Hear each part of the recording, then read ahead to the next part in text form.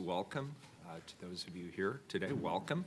Today we're going to take a series of steps and votes as part of the approval of the fiscal year 22-23 budget as prescribed by Oregon state law. Today's date is May 11th, 2022.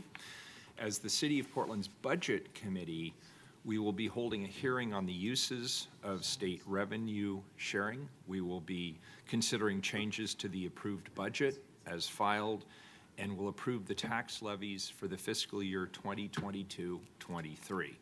I'm now convening this meeting of the City of Portland Budget Committee. Keelan, please call the roll.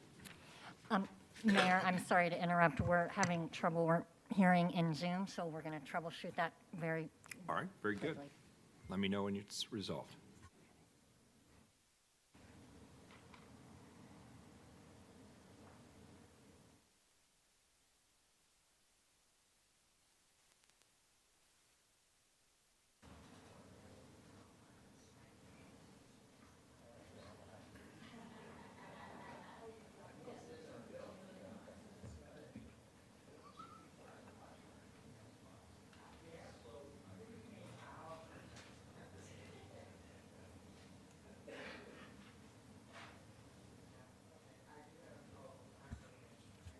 Jessica, can you hear us?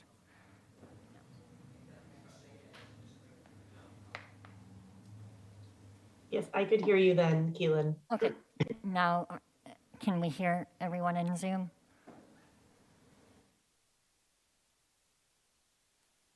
Can the mayor try to say something? I think he still has a mute icon. I don't know if that makes a difference. It always is there. Can you hear me now, Oh, Jessica? yes, I can. Registered Yes. trademark. I hope I didn't just infringe it. So have we finished the troubleshooting, Keelan? Yes, thank you. All right, good. I'm now convening this meeting of the City of Portland Budget Committee. Keelan, please call the roll. Ryan, Aye. Or here. Hardesty, Sorry. Here. Naps, Here. Rubio, Here. Wheeler. Here.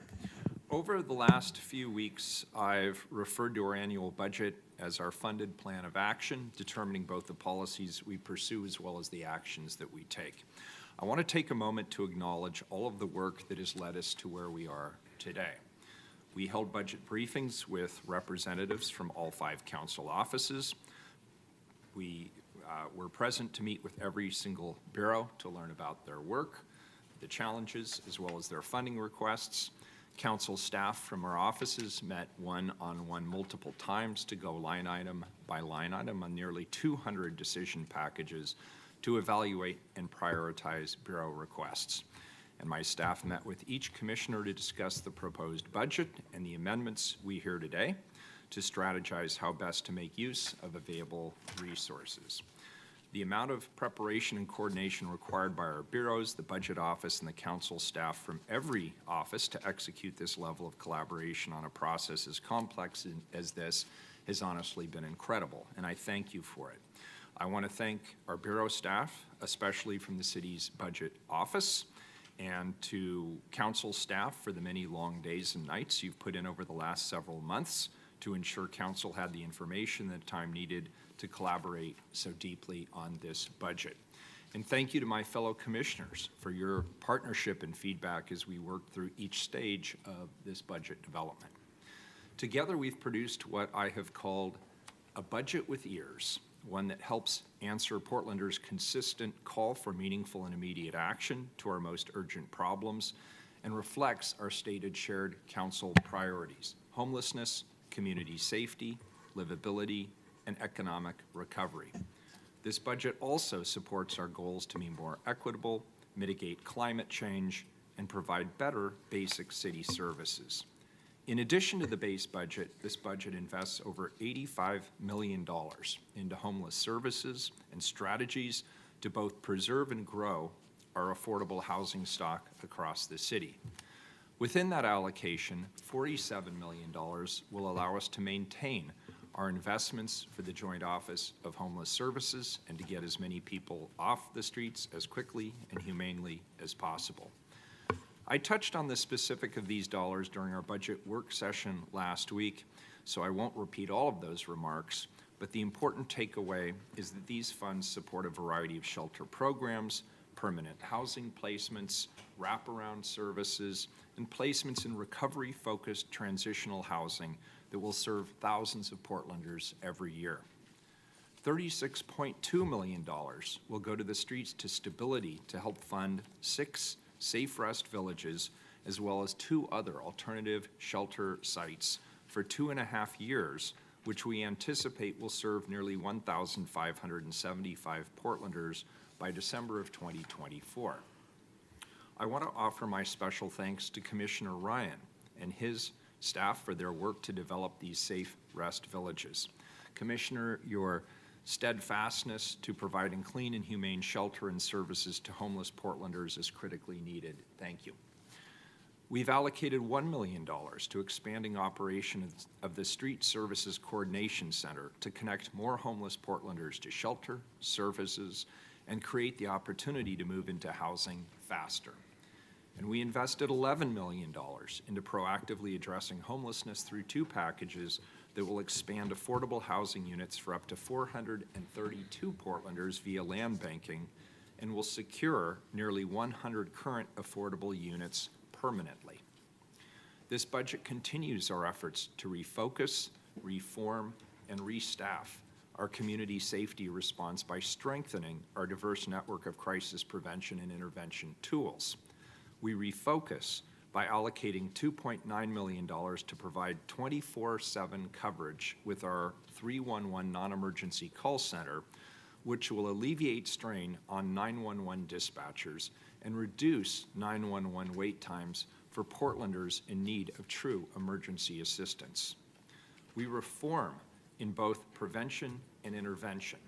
Within prevention, we invest an historic $13 million to provide intensive case management and wraparound services to violence-impacted families, expanding the Park Ranger program and summer ceasefire programs like the expansion of Mount Scott Gun Violence Reduction Pilot Project and continued support for community-led policing and accountability. Within intervention, we invest $11.5 million to ensure that Portland Street Response is not only operational citywide, but 24 hours a day, 7 days a week. I want to extend my thanks to Commissioner Hardesty for using a data-driven lens when evaluating and recommending the expansion of the Portland Street Response. With this expansion, we better ensure that we're sending the right responders to the right calls. Thank you, Commissioner Hardesty. And we restaff with $3.9 million to add 28 unarmed public safety support specialists, PS3s, an additional $700,000 in ongoing resources to convert 8 limited-term PS3s into permanent positions. This budget also improves livability by building connections between city bureaus and community groups to provide coordinated litter cleanup and graffiti abatement. Approximately 12,500 small businesses citywide will benefit from a $2.2 million investment in graffiti and trash removal services. It funds the coordination work behind my emergency declaration that goes in effect today to improve the city's cleanup efforts. This emergency declaration will streamline the work across 8 bureaus and 20 programs and improve city services. This budget also makes large capital investments in park and transportation facilities to ensure these can be enjoyed by generations to come, one of which is the Mount Scott Community Center, which provides recreational programming for youth, but also functions as a shelter for over 100 people during extreme weather events, whether it be cold or whether it be smoke or any other type of event. This budget supports economic recovery by making direct investments into local businesses, especially minority-owned and emerging businesses and neighborhood districts all across the city of Portland. Cultural and affinity group organizations will receive funds to provide marketing, capacity building, technical and professional services, activation and re-tenanting, and re-careering the workforce.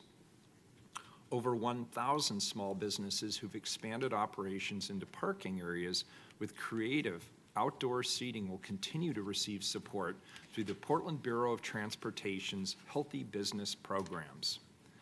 A variety of commercial activations and events like My People's Market and the Spirit of Foster Tasting Tour will be enjoyed in neighborhood and business districts citywide. Up to 300 place-based small businesses will receive grants for eviction prevention as well as operational support. And we will establish a citywide events office to better coordinate city services for community event producers. Commissioner Mapps, thank you for your partnership in developing the events office and ensuring that Portlanders across the city will have the opportunity to participate in arts and culture events that make Portland unique. Thank you for your continued leadership and advocacy. Other funds have been allocated to supporting the cannabis industry, providing rent support for arts and culture organizations, and fully funding a package that will streamline the city's development permitting system. These actionable investments are further strengthened by their impact in fostering greater equity and climate consciousness, as well as how they contribute to high-performance government. The budget upholds our core value of equity by focusing over $100 million in investments to support vulnerable populations through holistic community safety and shelter interventions and greater police accountability measures to support for minority and emerging small businesses, amongst many other items. It lays the groundwork for meaningful climate action, with over $4 million in funding for climate resiliency and climate emergency work, as well as staffing for the Clean Air Protection Program and the new Climate Sustainability Officer to establish metrics, policies, and practices to ensure that the city is achieving our stated climate goals. I want to thank you, Commissioner Rubio, for your continued leadership and advocacy to hold the city accountable for our climate commitments and working to ensure that we create a sustainable future for generations to come. And finally, this budget allocates over $30 million in investments to what I call high-performance government by supporting new service delivery models like 311, improving process and systems like permitting and zoning, and providing more timely response to community inquiries like public records, and prioritizing the use of shared data. Through this annual budget, our plan of action, we're providing the resources needed to work quickly, compassionately, and creatively to meet the urgent needs of the Portland community. And with that, I'll now turn this over to Director Kennard, the Director of the City Budget Office, who will facilitate our hearing today. Welcome, Director Kennard.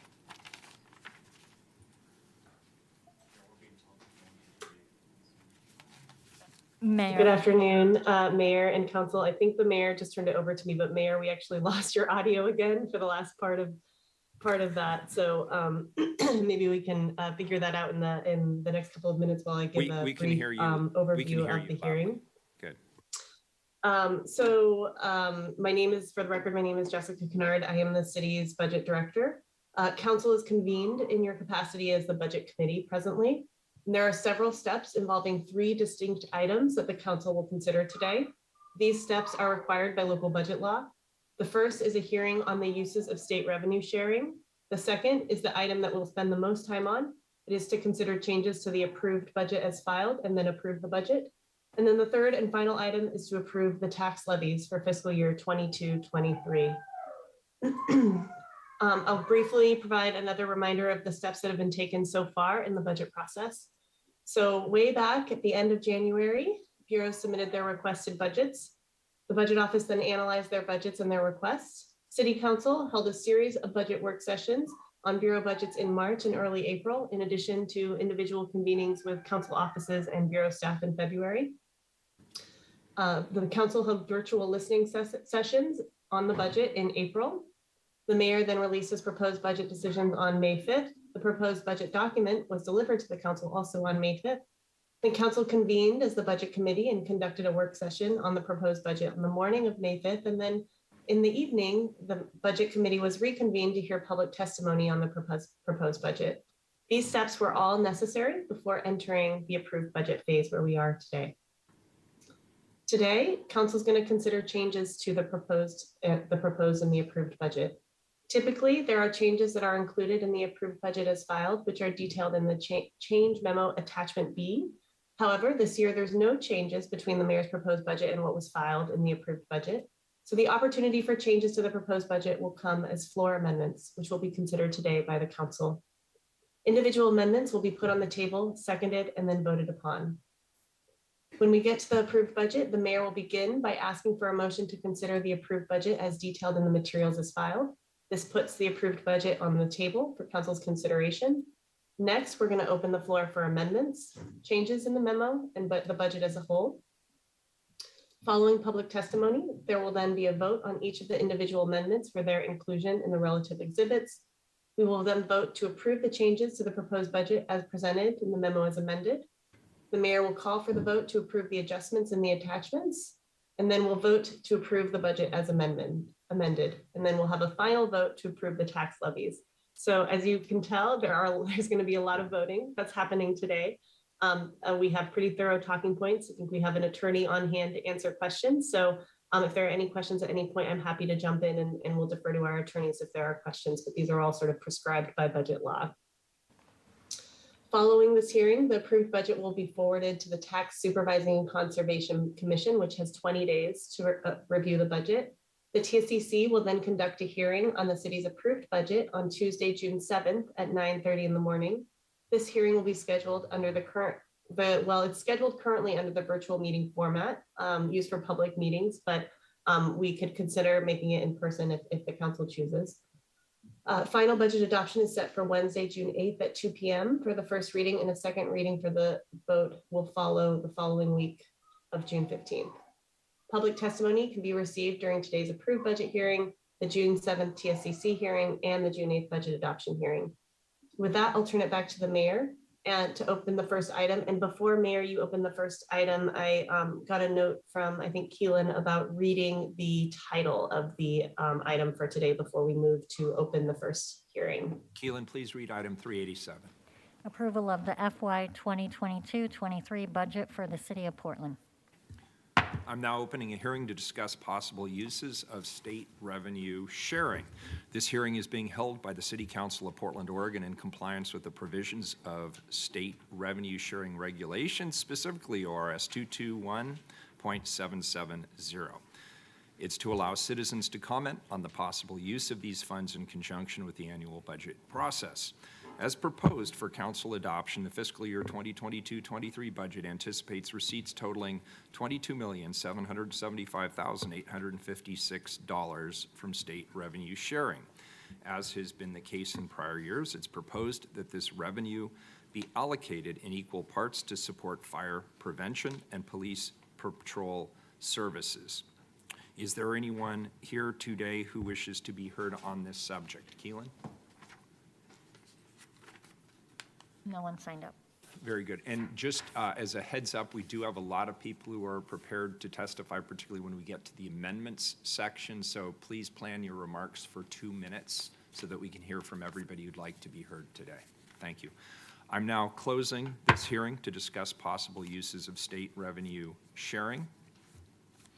Colleagues, I'm seeking a motion to consider changes to the proposed budget as prescribed in the memo titled Approval of the Budget for the City of Portland.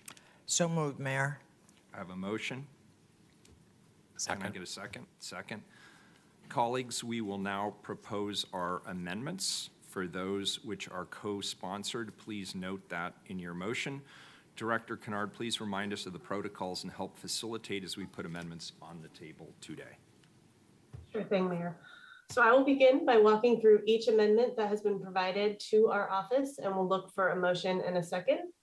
As a reminder, at this stage, council is motioning and seconding amendments in order to put the amendment on the table for discussion. Voting will occur following the public testimony. Detailed language for amendments were shared in the council clerk's Tuesday memo yesterday. To preserve time, I will not be reading the full technical amendment language, but an abbreviated version for most of the amendments. New budget notes will be read in full.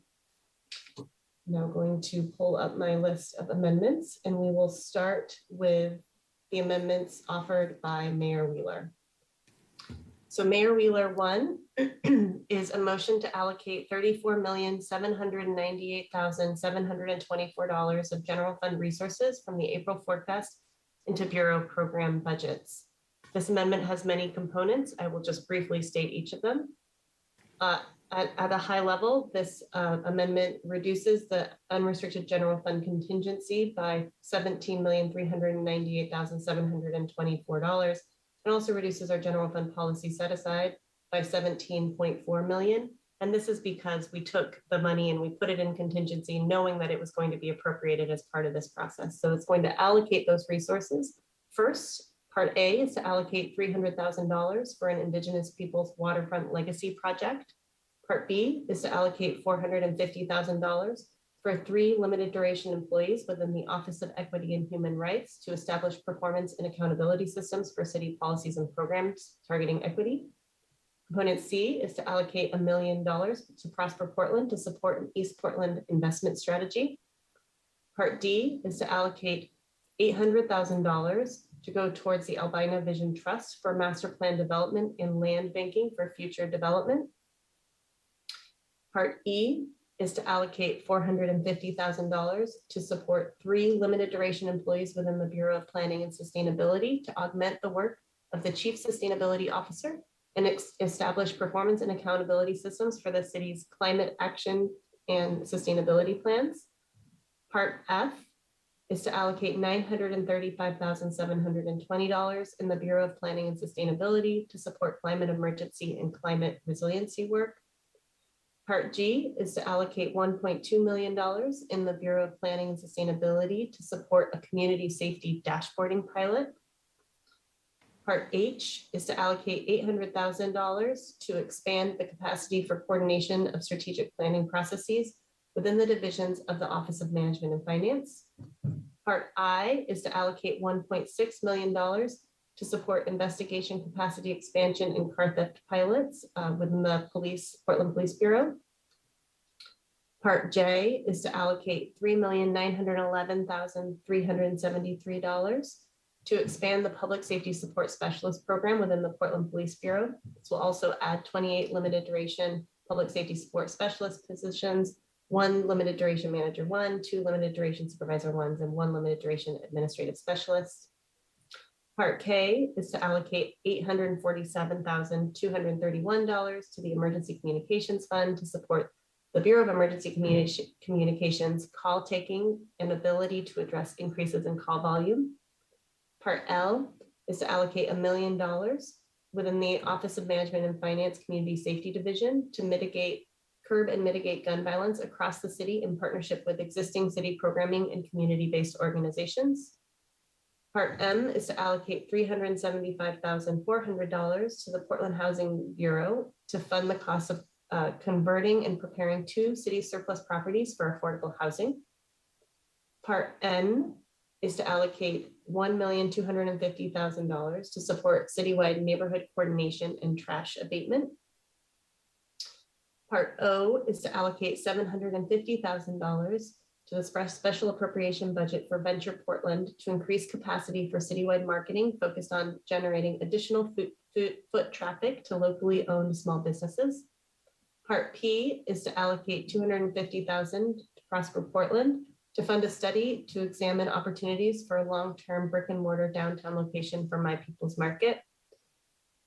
Part Q is to allocate $165,000 special appropriations to evaluate the city's long-term art and culture programs and policies. Also add 1 limited duration coordinator 3 position.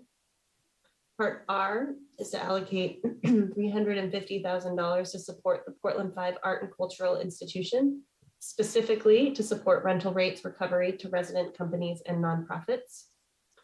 Part S is to allocate $250,000 to the Portland Water Bureau to fund a third-party study to evaluate the integrity of the Mount Tabor Reservoir infrastructure and identify opportunities for future use.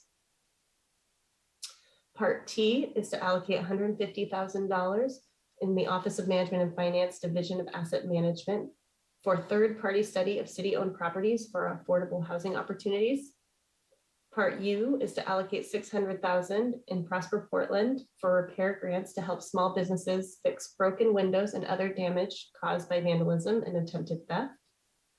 Part V is to allocate $9.2 million to fund needed repairs at the Mount Scott Community Center and to fund progress in the redevelopment of O'Brien Square. Part W is to allocate $3.5 million to Prosper Portland to fund demolition of the current Broadway corridor for site prep for an affordable housing project. And finally, Part X is to allocate $4,664,000 Bureau of Transportation to repave Southeast Division while TriMet does roadway work for the bus transit project. So looking for a motion and a second on this package of amendments that is part of Amendment 1. So moved. Second. So we will call that Wheeler 1 is on the table. All right.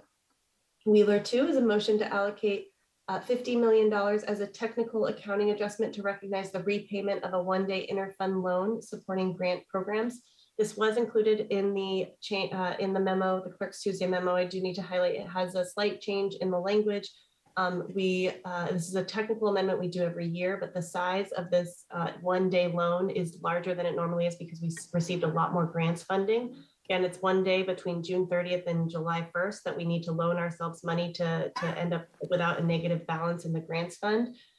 We had originally planned on pulling this money from our general reserve after concerns were raised that it might impact our credit rating. We have changed that to have the funding come from the Transportation Operating Fund and the Parks Construction Fund. The financial managers are on board with this change. It is a technical change and it's a one-day loan. So the language. Oh, Yes. sorry, go ahead. Yes. Keep going, sorry.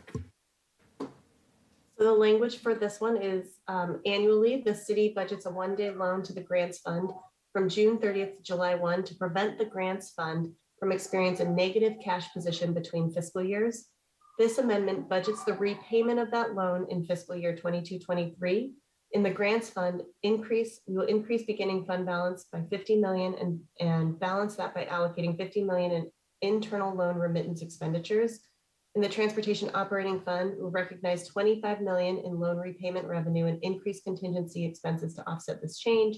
In the Parks Construction Fund, we will recognize 25 million in loan repayment revenue and increases contingency expenses to offset this change, and will update Exhibit B, C, and D as needed to reflect this change. Yes, are there questions? I have a question for legal counsel. This would require an amendment to the amendment, but the amendment's not been put on the table. Do I start with the amendment to the amendment or the main motion first? I think you would just move, is this hearing, I'd just move it as Jessica has proposed it, as the budget office has proposed it, because this is not yet on the table. Okay, correct? so, but she is proposing an amendment to an amendment that's not on the table yet. She's actually changing the You can language just treat it as, the amendment is the one that. that she has Director just Kennard described. Described, and you could call that mayor number 2 if you want. Commissioner Hardesty, I move that we accept Amendment 2. second. It's on the table. Thank you, Director Kennard. Thank you, Mayor. Mayor 3 is a motion to realign resources and positions from the Portland Police Bureau and the Bureau of Emergency Communications to the Office of Management and Finance Community Safety Division. I'm not going to read the full technical text as this was produced in full in the clerk's Tuesday memo.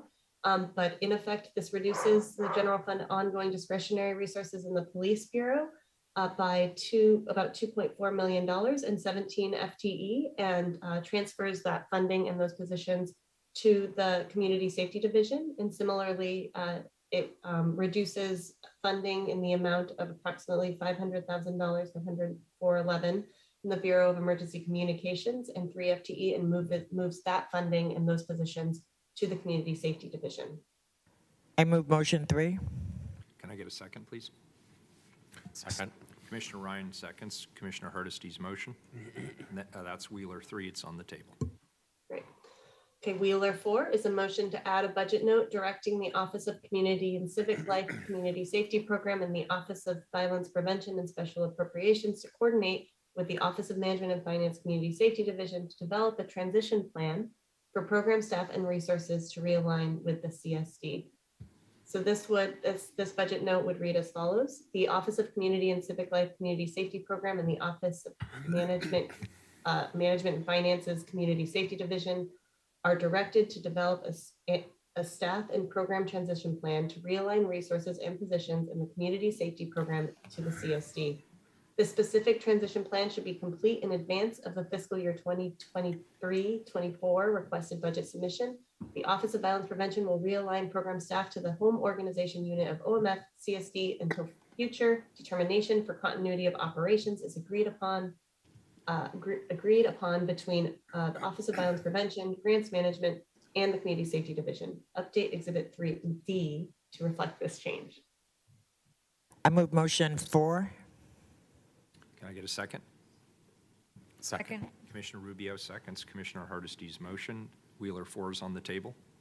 Okay, and then we have Mayor 5, which is a motion to reduce the general fund contingency in the Portland Police Bureau by $505,763 and realign resources in the Community Safety Division of the Office of Management and Finance to support the city transition to the new Police Oversight Board. So this is an amendment that would reduce available one-time funding for police overhire authority within the Police Bureau. And the Police Bureau would be able to bring a request in the fall or spring supplemental budget to refill the contingency account if needed. It would update exhibits B, C, and D as needed to reflect this change. I move motion 5. And I'll second. That's Mayor 5. All right. Moving along to amendments offered by Commissioner Hardesty. We have Hardesty 1.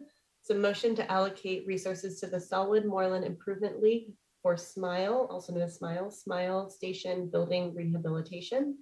And so this is would allocate $250,000 of special appropriations to fund the building rehabilitation needs, and the funding for this allocation will be provided through a reduction in one-time Office of Community and Civic Life graffiti carryover in the general fund. I move Hardesty motion 1. And I second. It's on the table. Great. Hardesty 2, it's a motion to amend the budget note that is currently titled Set Aside Returning TIF Resources from the 5-Year Financial Forecast. And the proposal, the amendment is to include the following additional language. So taking the language as it exists currently, this would add at the end of the current budget note the following language. Prior to any allocation of funding to Prosper Portland and the Housing Bureau in fiscal year 24-25, they are directed to engage in and complete a third-party evaluation of all TIF districts associated with expected returning TIF revenues in order for council to better understand how outcomes aligned with the original intent of district creation. The study should incorporate census data wherever possible to understanding changing demographics in neighborhoods and compare and contrast outcomes with other parts of the city that have experienced displacement and gentrification outside of a TIF district. This work should be completed by June 30th, 2023 to inform fiscal year 2024-25 budget development. Prosper and PHB are further directed to return to council in the fiscal year 22-23 fall bump to request one-time resources for this evaluation if needed. We'll update Exhibit D to reflect the change. I move motion 2. Hardesty motion 2. I'll have questions about this, but I'll second for the purpose of discussion. It's on the table. Right, we have Hardesty 3 is a motion to add a budget note that will be entitled PPB Body Camera Staffing Policy. And it will read as follows. The Portland Police Bureau is directed to work with the Community Safety Division Director to discuss a staffing plan in conjunction with the adoption of a body-worn camera policy. The staffing plan should outline realigning staff associated with body camera data collection, analysis, interpretation, and data management from the Police Bureau to the Community Safety Division. Update Exhibit D to reflect this change. I move Hardesty motion 3. Second for the purposes of discussion. Okay, we have Hardesty 4 is a motion to add a budget note that will be entitled PPB PS3 Third Party Program Evaluation. It reads, the Portland Police Bureau is directed to engage in a third-party program evaluation similar to the one completed by Portland Street Response prior to council authorize any additional permanent positions in future budgets. Council has gained a wealth of knowledge from the program evaluation of Portland Street Response, which should serve as a best practice for studying new evolutions to our community safety system as they are being piloted and implemented. This evaluation should also consider expanded responsibilities of the positions beyond the work that they are currently assigned. This initial evaluation should be completed and presented to the council by February 28, 2023 to inform fiscal year 2023-24 budget development and update Exhibit D to reflect this change. I move Hardesty motion 4. I'll second for the purposes of discussion. And then we have Hardesty 5 is a motion to add a budget note entitled PPB Policy Creation in Response to Intelligence Gathering and Surveillance Audit. And it reads, on April 6th, 2022, the city auditor published an audit, Police Intelligence Gathering and Surveillance, Better Management Needed to Protect Civil Rights. The audit found that PPB did not provide guidance for officers at protests about what information they could collect, and that the Criminal Intelligence Unit did not limit access to its reports and kept them past their retention schedule. As noted in the audit, collecting information that involves constitutionally protected speech comes with risks. Surveillance and intelligence gathering without safeguards can stifle free speech and association, create irrelevant information and harm innocent people, generate a sense of vulnerability, allow for abuse, and make communities less safe. Therefore, PPB is directed to return to the council by December 31st, 2022 with a draft policy on surveillance privacy protections that will respond to each of the following audit recommendations. To improve the quality of information gathered and trust with Portlanders, the police commissioner in chief should, 1, adopt a directive related to investigating First Amendment activity that provides guidance for the appropriate collection of information to protect people's civil rights. 2, create a procedure that limits access to sensitive information and promotes compliance with state law about collecting and maintaining political, religious, and social information that is not associated with criminal activity. 3, adopt a technology directive that includes council authorization of surveillance technology, advice from the Privacy Commission, and requirements for policies and reporting. 4, add the social media directive guidance for its use in investigations and a requirement to document the law enforcement purpose for searching individuals and groups. And 5, publish public reports on the Bureau's use of surveillance technology to ease the public's concerns about inappropriate intelligence gathering and how devices are managed to prevent it. Update Exhibit D to reflect this change. Yes. I Commissioner. move motion 5, and it is being co-sponsored with Commissioner Rubio. I'd like to propose a friendly amendment to the amendment. Mayor? Go ahead. So- Wait, do we get a second first? It's not necessary. It's not necessary? Or is it? Parliamentary procedure says it would be. So yes? Is there a second to the amendment? Can I get a second to Hardesty motion 5? Second. It's on the table. Commissioner And then, Rubio. and then propose. the amendment. Okay, so the purpose would follow the process that Smart Cities PDX has started on technology and surveillance for citywide policy. So this is intended to create alignment among all the work that's proposed here, so that there's not patchwork policy throughout the city. So I move to amend the 3rd paragraph of the amendment on the table, starting with therefore, to read as follows. Therefore, PPB will consult and coordinate with BPS's Smart City PDX program and the Office of Equity and Human Rights on these surveillance privacy protections as part of Smart City PDX's citywide surveillance policy development. PPB is directed to return to council by December 31st, 2022, with a draft policy on surveillance privacy protections in that will respond to each of the following audit recommendations. And the remaining part of the amendment is preserved as submitted. I see that as a friendly amendment, Commissioner Rubio, and it's on the table. Commissioner Hardesty seconds. Legal counsel, do we need, is that sufficient as a friendly amendment, or does it require its own amendment? It seems like a relatively minor change. It's sufficient. So we do not need to have an amendment to the amendment. No, it has been accepted as a friendly amendment by the proposer and seconded. Okay, very good, thank you. So Hardesty 5 is on the table with the changes proposed. And that concludes the amendments that I have on my list. Are there any other amendments that the council wishes to put on the table at this time? Commissioner Maps? Commissioner Ryan, do you have an amendment? It's in that long list. It's you under the first one, but So we already voted on the Prosper report? we offered the amendment. We'll vote on it later. But it's all within that. Okay. Yeah. Thanks for asking. Sure. Thank you. So So That then gets I us will to the turn it main- over. Yep, go ahead, Mayor. It's for you to turn it over for testimony, I believe. time for us to listen. Time for us to stop talking and listen to you. So we'll turn this over to the council clerk. Again, a reminder, state your name for the record, whether you're here in person or whether you're joining us virtually today.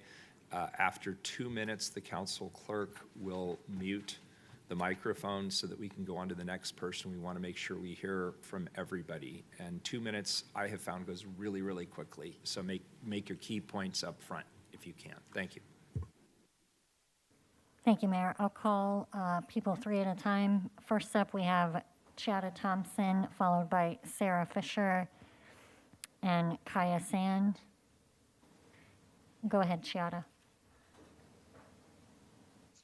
Yes, hi, this is Yada Thompson. I'm currently on the move, so I'll keep my video off for everything. My address is 8780 Southeast Division Street. And I'm a fairly new resident here to the city, but I've been coming for 10 years. I must say, I work downtown and I have my own small business, and I'm tremendously heartbroken with what I've seen with the homelessness, the mental health issues, the loss of businesses. And I just find it very convenient that in an election year, that now something's being put forward to do something about it.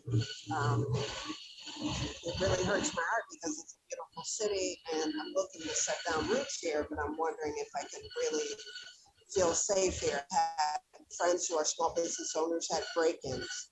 I've had neighboring small business owners who just shut down their business because the police don't respond, and they're moving out to Hillsborough. Literally just a few weeks ago, I had that conversation with a business owner that was located downtown.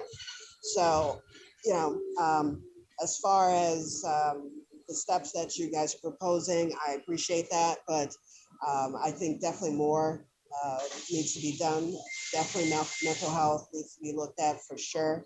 I work downtown. I'm seeing folks everywhere. So thank you for that.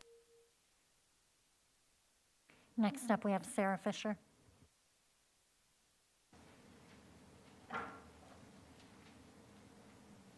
Go ahead, Sarah. Thank you, Mayor and Commissioners.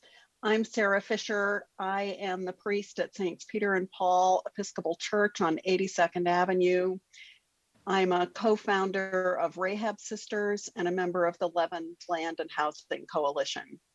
Our community knows that the solutions to homelessness are as varied and complex as the ways that people become homeless.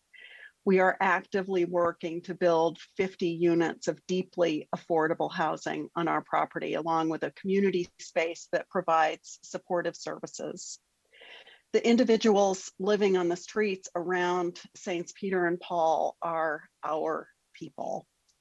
I wish that I could tell you about all of them. Meet Connie. Connie occasionally borrows tools from our shed to clean up the church grounds. Her everyday life experience is dominated by crippling anxiety born of violent abuse. She spends most nights walking around the city afraid to sleep. Shelters are not an option because they're a place where she's been assaulted. Connie has been so traumatized by living on the streets that she is suicidal much of the time. Some days, the only thing that keeps her going is the idea that if she were to get into permanent housing, her anxiety would lessen and she might be able to help others. My faith teaches me to respect the dignity of every human being. Our people, like Connie and countless others, are worthy of dignity and respect. That looks like a budget with more funds for truly affordable permanent housing and wraparound services. Please pass a budget that reflects these priorities.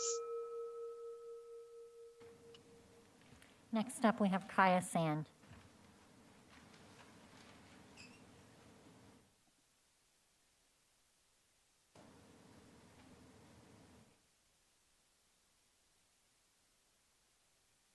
Kaya, are you able to unmute? My name is George McCarthy. Can you hear me? Anyone? Yes. I'm sorry. Kaya is in a meeting right now, so I'm just going to speak, for 2 minutes here myself. I'm homeless. My name is George McCarthy. I work for Street Roots. I would just like to kind of reinforce what was just spoken about. I live amongst people that are suffering very bad. So for me, it's a different type of circumstance. One of the problems that I've had that has kept me homeless for a while is how heartbroken and sad I am to be living amongst people that are so badly brutalized, suffering such horrible trauma, and are getting shoved from one place to another, especially during a pandemic. Trying to live outside during this mess between everything else is horrible.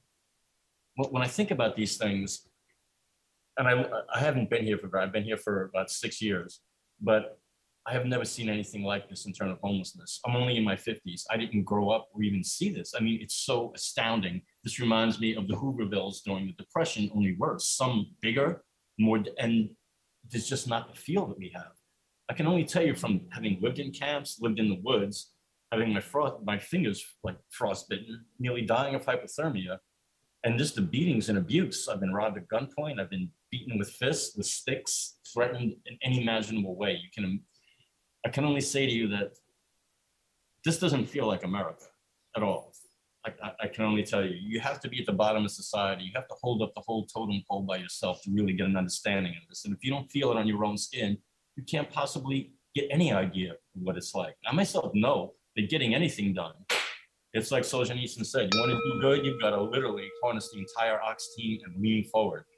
And getting things done requires a lot of difficult work, and I understand and respect that. Coming from my end, it's getting a little bit sickening to see this horrible disaster.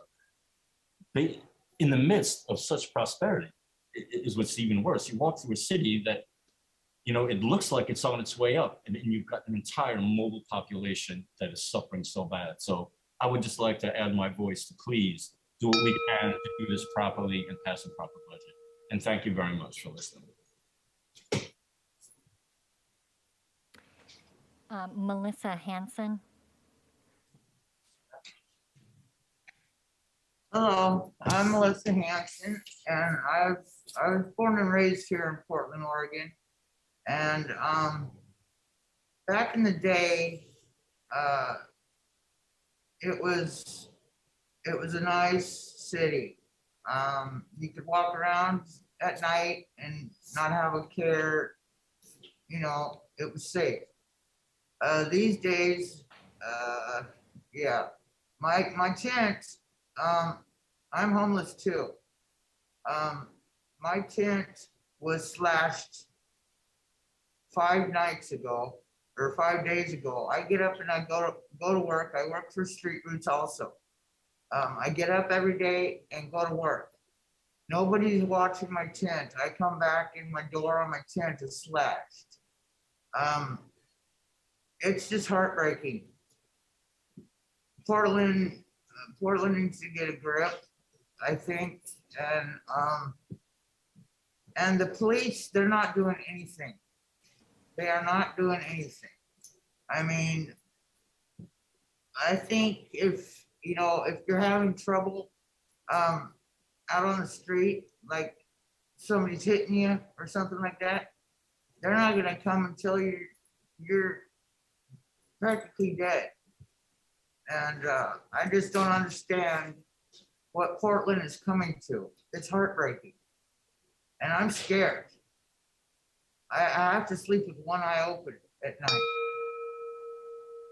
And I just wish it would get better.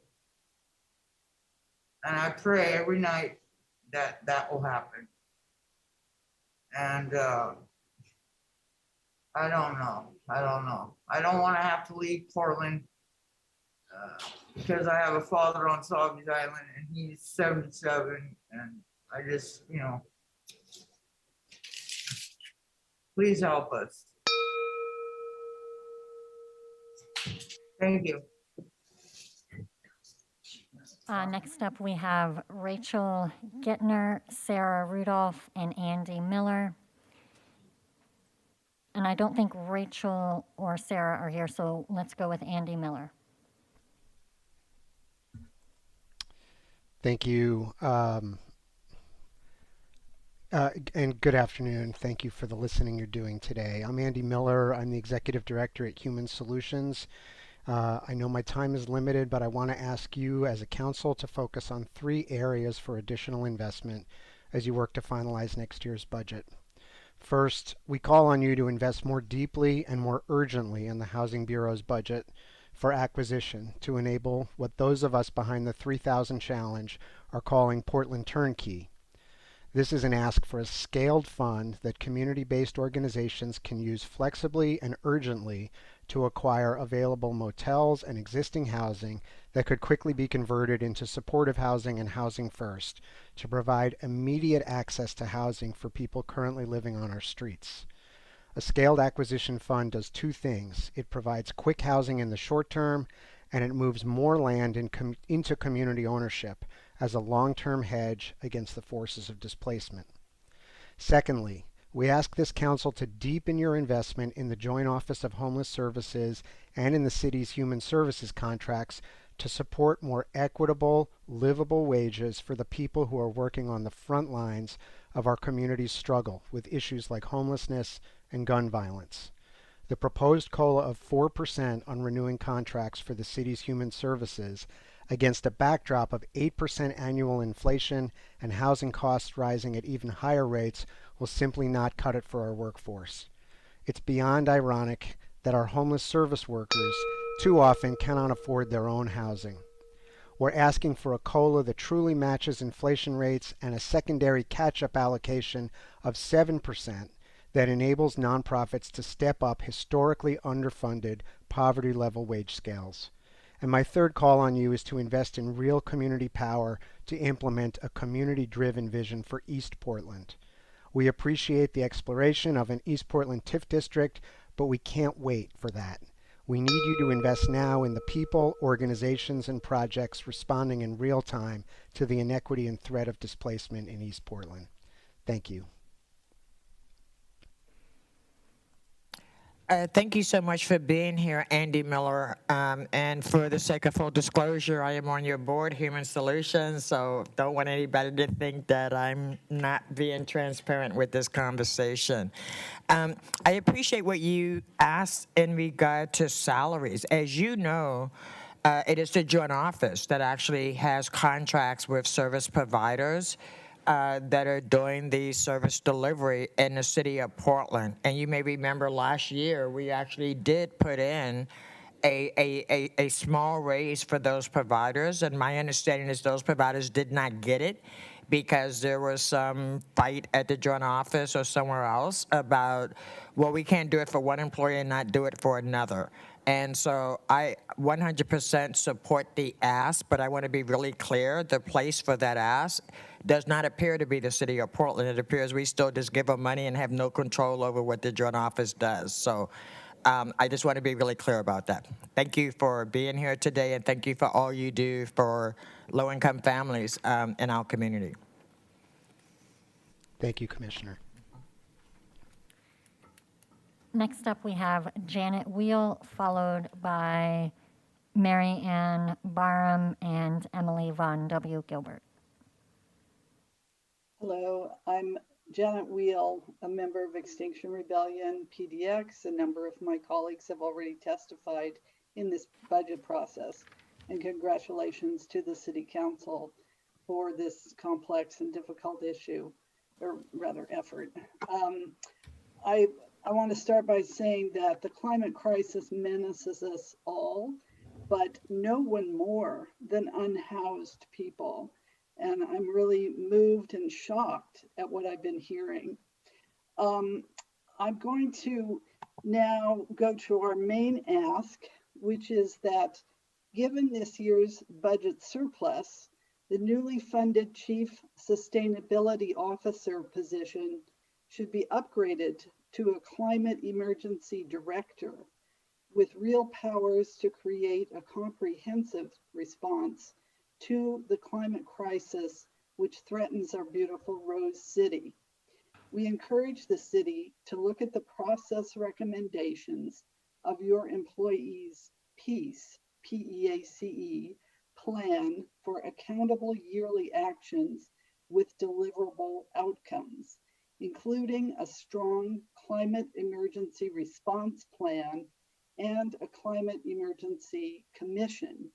This commission can work collaboratively with a network of Bureau climate emergency managers, climate experts, and concerned citizens to review quarterly progress. And I would also say that those 3 limited duration positions should be upgraded to permanent. The climate crisis is only accelerating. It's not going to go away. And the city of Portland needs to adequately fund not only resiliency, but mitigation of climate impacts. Thank you. Next up, we have Mary Ann Barham. My name's Mary Ann Barham. I'm a resident of Northeast Portland for the last 35 years. I'm a member of First Unitarian Church downtown and a leader in the Levin Community Land and Housing Coalition. I'm also a sister, a parent, and a grandparent. I'm here to urge the City Council to more fully fund comprehensive solutions to homelessness. These solutions must include mental health and addiction services, trained and well-paid case managers, and permanent and affordable housing. But I'm also here because I want to share a personal story. I grew up in California in the 50s and 60s, the oldest of a family of 9. I have fond memories of childhood, 2 acres of rolling hills, a chaotic household, and a strong sense of security. Today, I'm fortunate to own my own home and to have a very decent retirement income. But two of my siblings were not so fortunate. They have struggled with mental illness since early adulthood. We don't understand the causes of mental illness, trauma, genetics, birth order, but the impact of mental illness on my siblings has been significant. Their lives have been filled with physical, emotional, and financial instability. They have been homeless for short periods. They have sometimes had difficulty holding jobs. They have often not been able to afford basic health care, and their lives are filled with damaged relationships. My sister has been arrested multiple times, once for trespassing when she didn't have a place to live, and has been court-ordered into a psychiatric hospital twice. Those days were really traumatic, especially the time she was physically forced to take her medication. I know this trauma is compounded. Earlier traumas and even now little things trigger trauma, even our chaotic family reunions. Both of them are well today and their lives are stable. That is primarily because of the support they've received from family, friends, and faith communities, but they could easily be living on the streets or in their vehicles. And I think of them every day when I walk down the streets and see our community living on the streets or in their vehicles. Thank you. Thank you. Next, we have Emily Von W. Gilbert. Hi, my name is Emily Von W. Gilbert. I'm an organizer with Portland DSA. A growing part of our community is underhoused. Rents went up by 40% last year, and thousands more are now forced to sleep on the streets or in their cars, where they are over-policed. This budget doesn't yet address that core imbalance. Everyday Portlanders are already at work coming up with ways to distribute meals or provide showers and laundry and medical help for our unhoused neighbors. Others are replacing the tents and sleeping bags when your pointless sweeps throw them away. Grassroots organizers are also fighting to get universal representation in eviction court, which would be a key upstream intervention. And the 3000 Challenge Coalition is finding empty buildings that could house people today if you use the one-time funding wisely. So the solutions are here, and you can listen to the community, not to dark money PAC marketing spin that says that policing is the answer to poverty. We can have more success stories like the one Commissioner Hardesty brought about with the Portland Street response. If we all believe that housing is a right and part of our social infrastructure, it's time to put our public money to better use, and also to think bigger. Seattle is considering forming a publicly owned social housing developer. California is weighing a wealth tax. We could do both. We could combine them. Thank you.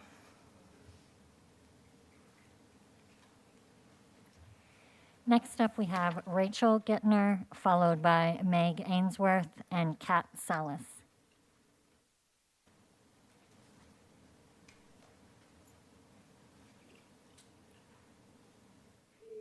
Rachel, you're still muted.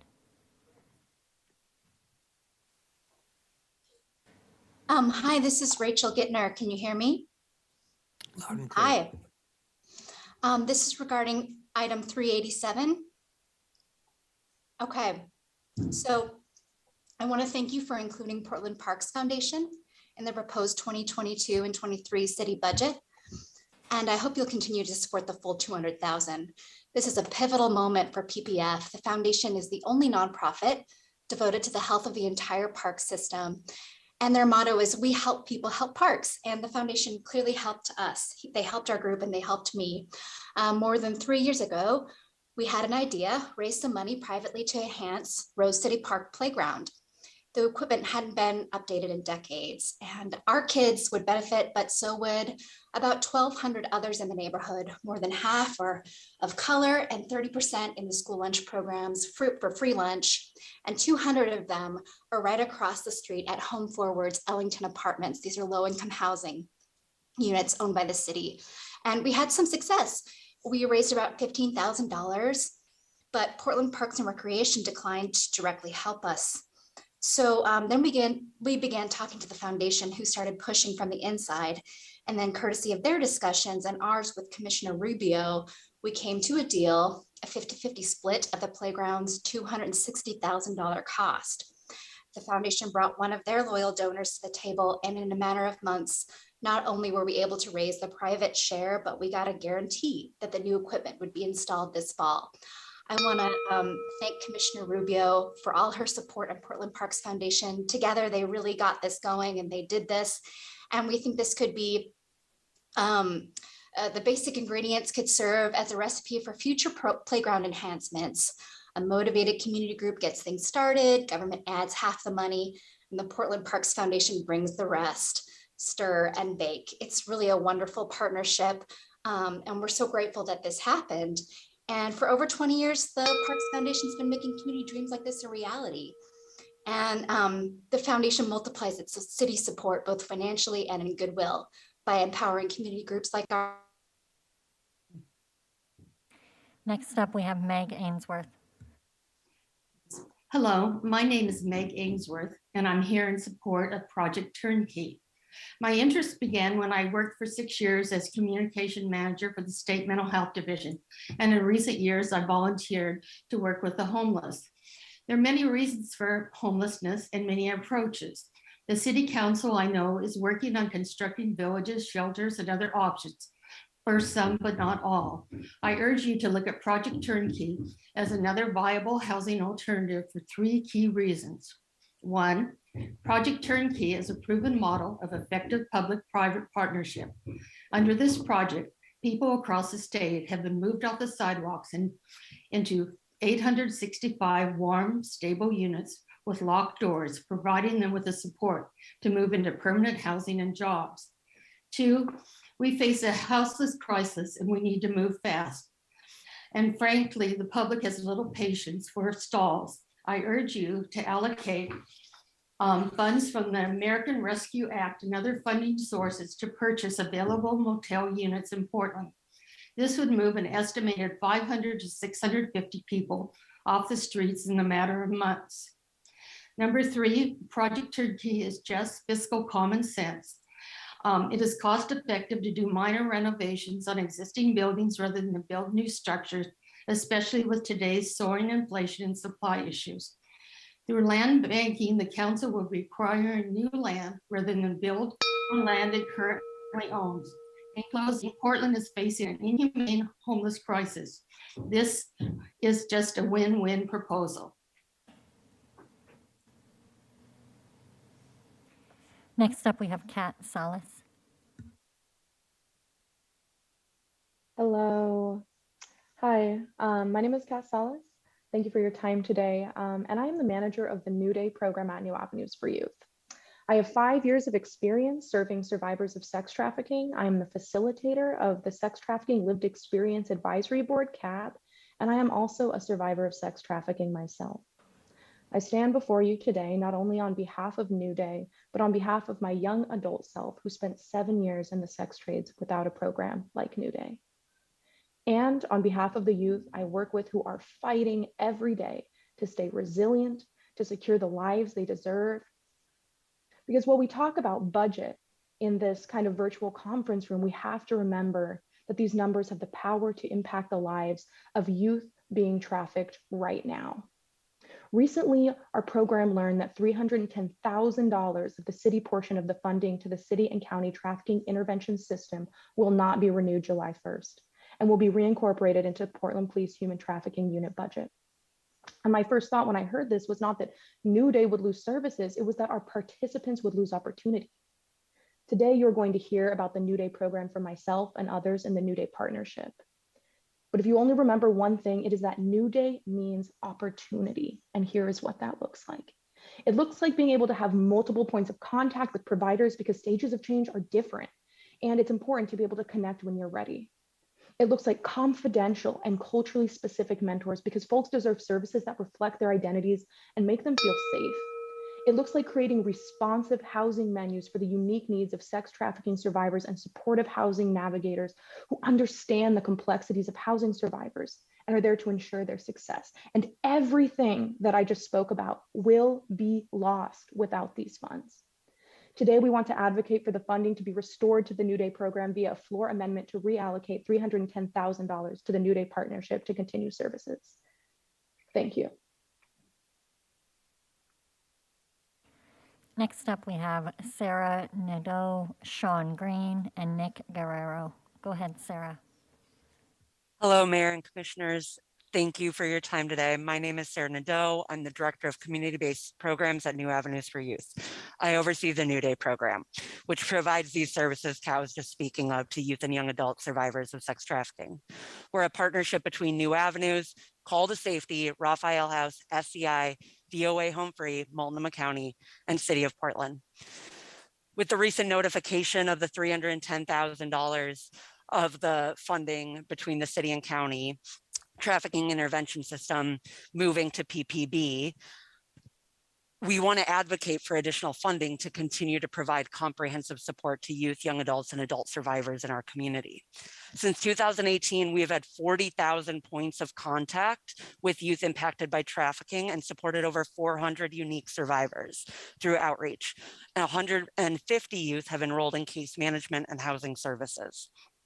We fielded more than 1,500 trafficking crisis line calls and provided over 120 presentations in local high schools, reaching more than 1,200 students. Without this funding, our array of services will quickly shrink to core mentorship and a portion of prevention. Only 60 youth will be served each year, compared to 200 youth right now. We won't be able to continue outreach on the street to the most vulnerable and impacted. We won't be able to continue to provide robust and individualized housing navigation and subsidy. Our goals of expanding culturally specific advocacy and extend services beyond age 25 will be null. I request a floor amendment to allocate $310,000 to New Day. We as a partnership kindly urge the city and county to work together to secure and fortify these services, make up the deficit and reduction, and continue to invest in the sex trafficking system as a whole for the safety and stability of survivors and commit to collective community response. Thank you so much. Next up, we have Sean Green. Hi, thank you. Sean,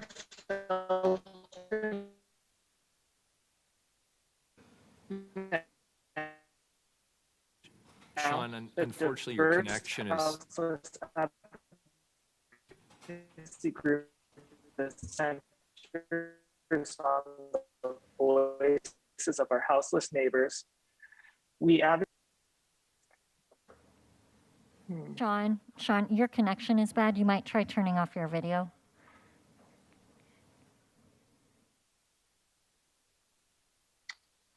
Yeah. That sounds better. Go ahead. Okay. Sean, why don't you just start over from the beginning? We'll give you the full 2 minutes. Just start over.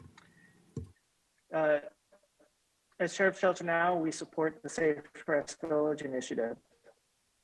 Okay, yeah, Safe Rest Villages are an important tool in the restoration of stability and security for our houseless neighbors.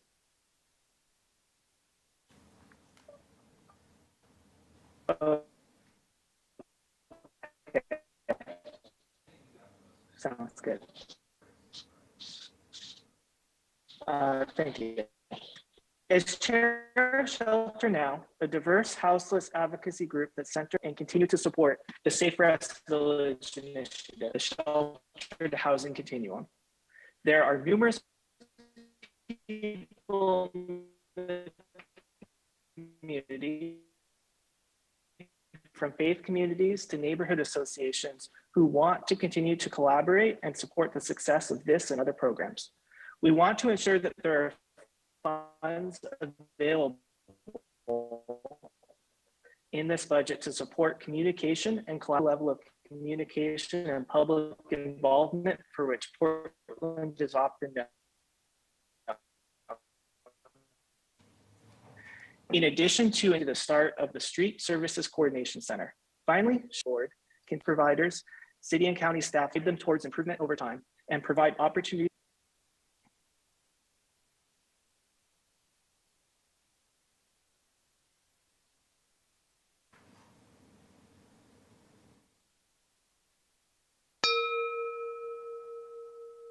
Sean, you were very hard to hear, but I think we got the basics of what you were testifying to the council for. We'll submit written. Thank you. Sorry for my bad connection. Yeah, no, I think we got the important parts. Thank you.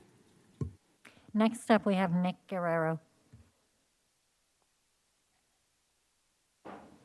Hello, Mayor and Commissioners. Thank you for listening to our testimony and for your time today. My name is Nick Guerrero, and I'm the Community-Based Programs Manager at Raphael House of Portland. I'm also a partner in the New Day Collaborative, as Kat and Sarah talked about.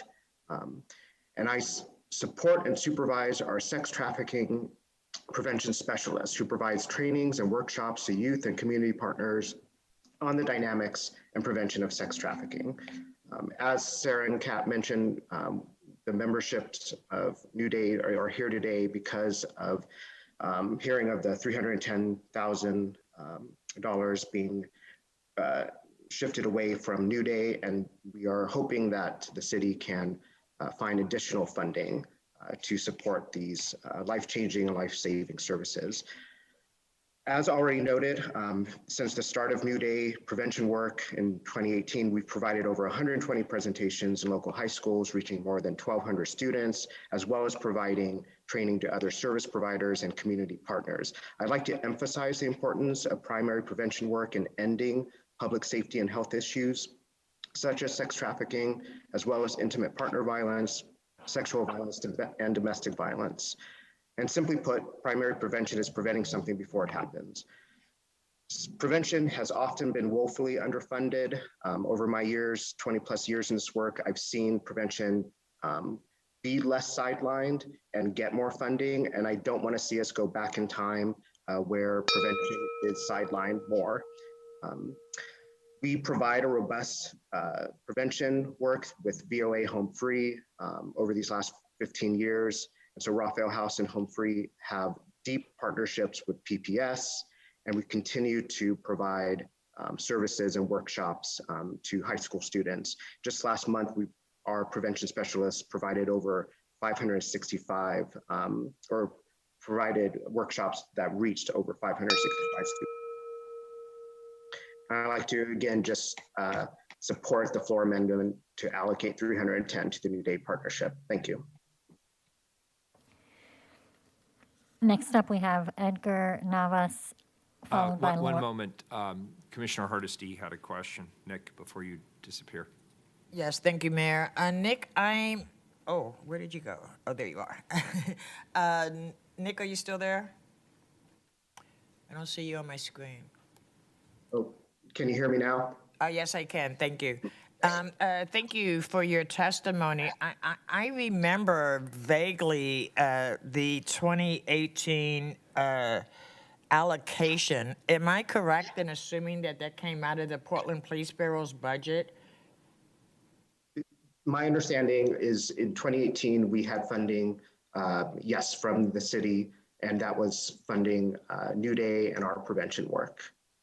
That's my recollection, yes. That's my recollection too, but I'm actually curious as to, is there, I'm just curious as to, was there a reason given why the money was allocated in a different manner this year rather than the way it has been since 2018?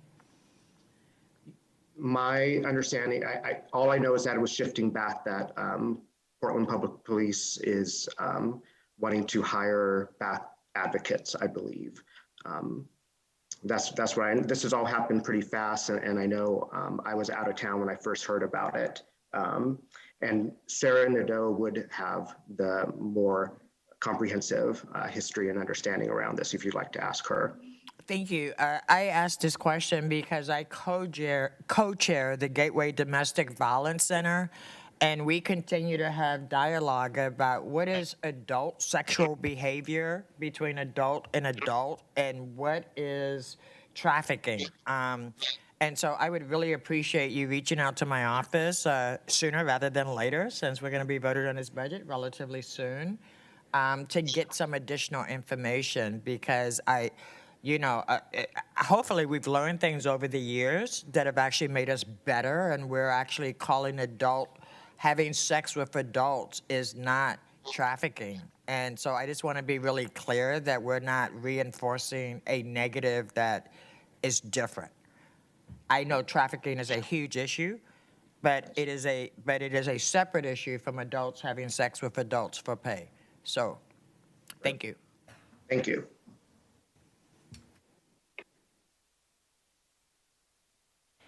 Next up, we have Edgar Navas, followed by Laura Moulton and Giuseppe Amato. Go ahead, Edgar. Good morning, Mr. Mayor. Good afternoon, Mr. Mayor and council members. Thank you for the opportunity to speak with you on behalf of the BIPOC tech community, it's a small group of minority tech entrepreneurs convened by Mayor Wheeler about a year and a half ago.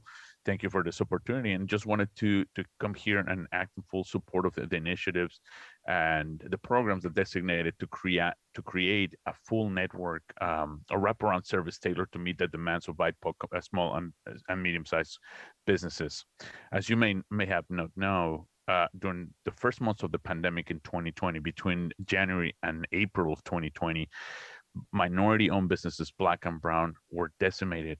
41%, we saw a 41% decline in businesses owned by Black and Brown founders versus a 21% decline in the general population. And we set out to fix this. We discovered that the root cause of the problem was that most of our businesses are not online. So while we were in a position, I'm talking by myself, all of you, we were in a position of privilege that we were able to pack up our laptops, our standing desk, and go home and shelter a lot of these people. That wasn't the reality for them.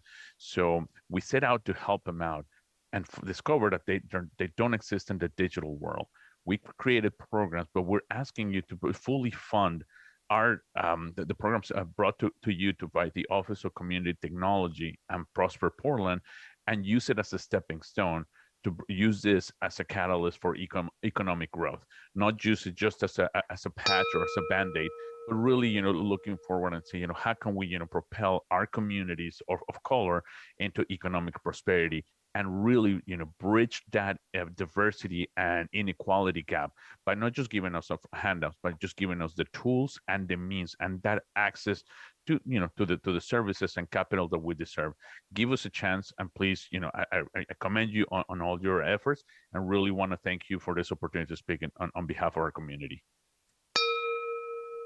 Next up, we have Laura Moulton. Good afternoon, Mayor and Commissioners. My name is Laura Moulton, and thank you for this opportunity to speak. I'm the Executive Director of Street Books, a nonprofit that has for 12 years provided books and community to people living outside in Portland. Yesterday, I passed a campsite on a city block. There was a tent, a small barbecue grill, and a pot of carefully cultivated flowers. I thought of the reality TV show my teenagers and I watched during the pandemic. It's called Alone, in which 10 or so people are dropped separately into the wilds of British Columbia and tasked with being the longest to survive there. They can choose only a handful of tools like a knife, rope, fishing net. It was fascinating to watch people adapt to harsh conditions, build shelters for themselves, find food, and figure out how to inhabit the shape of their day. And it occurred to me that while it may be compelling to watch scrappy, industrious people try to survive life outdoors, it's harder to watch if these scenes are unfolding on our block, outside our business, or under a freeway overpass. But essentially, that's the reality TV show our city has been watching for some years now. Only in Portland's version of Alone, the person builds shelter or assembles a tent, gathers what provisions they can, only to have everything swept and carted away. This is a cycle that must be disrupted, and now is the time to do so. We need a budget that values human beings first. Today, I ask you to look seriously at the 3,000 Challenge Coalition. We need immediate and rapid access to housing and the services and supports necessary to ensure that all Portlanders have a place to live and thrive. Thank you so much. Thank you for your work. Next up, we have Giuseppe Amato. Afternoon. I'm Giuseppe Amato, a pastor of Lynchwood Christian Church and a leader with 11.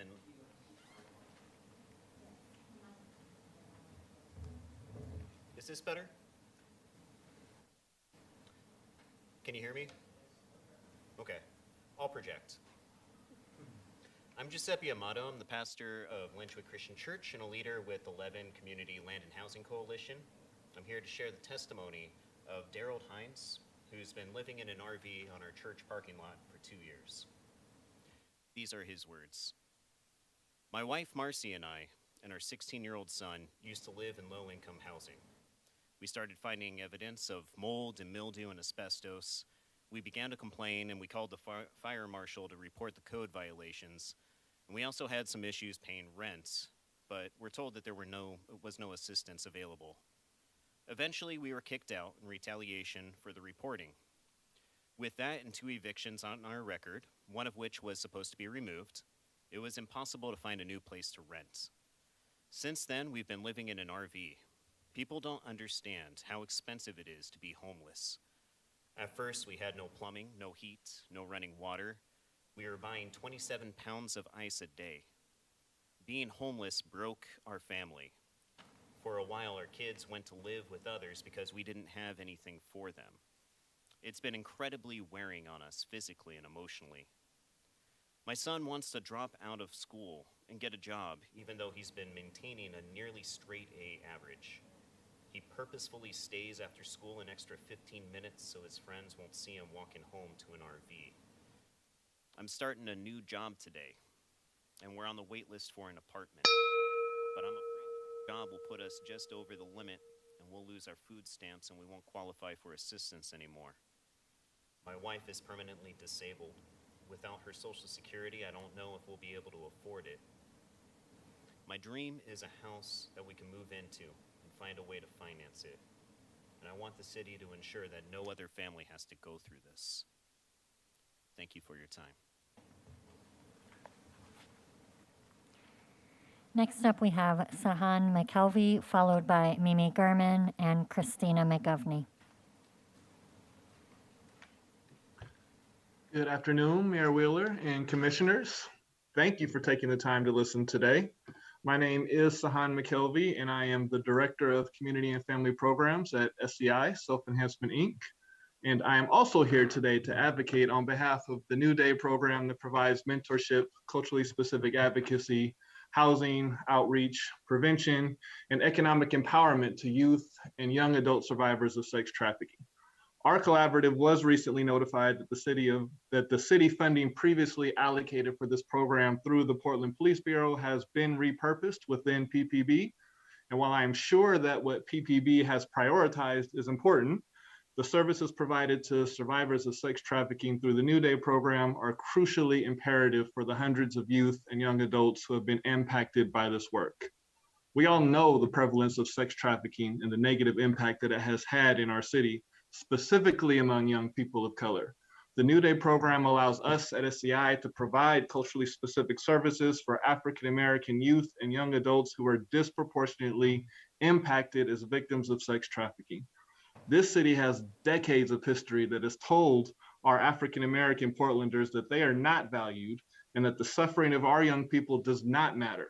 And I know that these sentiments are contrary to the values of each of you, and we are requesting a floor amendment that allows you to demonstrate that by ensuring that the $310,000 required to continue to fund the New Day program is re-added back into the city budget. In fact, it would go even further if we were to find $350,000 to ensure that this program can be equitably staffed and resourced in the face of rising costs that we're seeing in every sector over the past year. As I stated before, the New Day program is not just important, it is essential. And losing these services for 200 youth and young adults per year should not be an option that any of us can live with. So thank you again for listening, and thank you for your time. Next up, we have Mimi Gurman. Mimi, you're muted. Thank you. I'd like to say that I don't believe that in the city budget, we're actually going to create any form of new true housing for our friends who are living on the street. Those of us who have been out on the street with folks who are suffering on the street have only seen one thing happen. And they're part and parcel of each other. One is sweeps, the other is cops, the other is shelters. There's no housing for people. And yet we have empty buildings all along where I work on Northwest 23rd. Why are there no buildings with people in them who need that in our neighborhood in Northwest 23rd? Where the amount of sweeps that are going on in downtown Northwest, it's abhorrent what you're doing to people, Mayor Wheeler.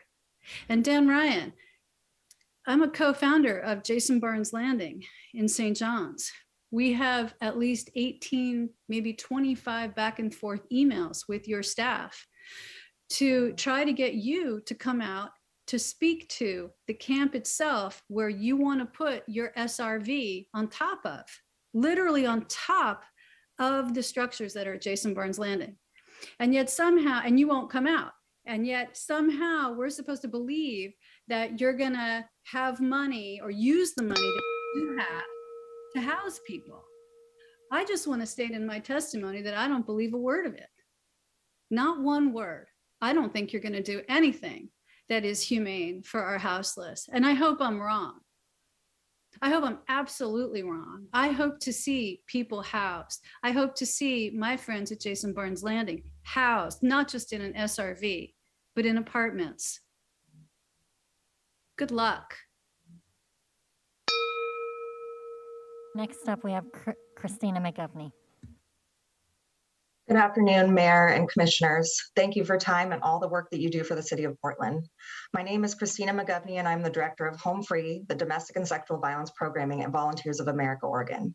I oversee the New Day component, which provides confidential economic empowerment and housing support to young adult survivors of sex trafficking who are transitioning out of the youth continuum of care. The New Day Collaborative is a partnership that provides comprehensive prevention and response to those experiencing sex trafficking in our city. Recently, as my colleagues have mentioned, we learned that the city funding of $310,000 will not be renewed on July 1st and will be reincorporated into the Portland Police Human Trafficking Unit budget. This has caused several nonprofits to scramble to figure out how we will support survivors in these programs and the staff that operate these services on the front lines. We are asking for additional and ongoing and increased funding to continue to provide comprehensive community-based support to youth, young adults, and adult survivors. We are requesting that the city and county work together to secure and ensure that all this hard work, community collaboration, and essential safety net of services to all those vulnerable youth and adults who've experienced sex trafficking doesn't fall through the cracks. We request a floor amendment to allocate at least $310,000, ideally $350,000, to support inflation and rising costs of living in the city, to the New Day Partnership to continue to invest in the community-based sex trafficking system for the safety and stability of survivors, especially those who are often not centered and who are the most vulnerable in our community. Without this funding, this would halt the essential safety net provided by the New Day Collaborative that has grown to provide these comprehensive services ranging from prevention, intervention, mentorship, culturally specific support to long-term economic empowerment supportive services and housing stabilizations. Beginning in 2002, Home Free aims to serve 25 adults transitioning out of youth services with robust economic empowerment programming, which includes rent-well tenant education courses and landlord advocacy. We just encourage you to invest in this continued partnership. Thank you. Next up, we have Nancy Ewell, Ao Nguyen, and Ellen Vanderslice.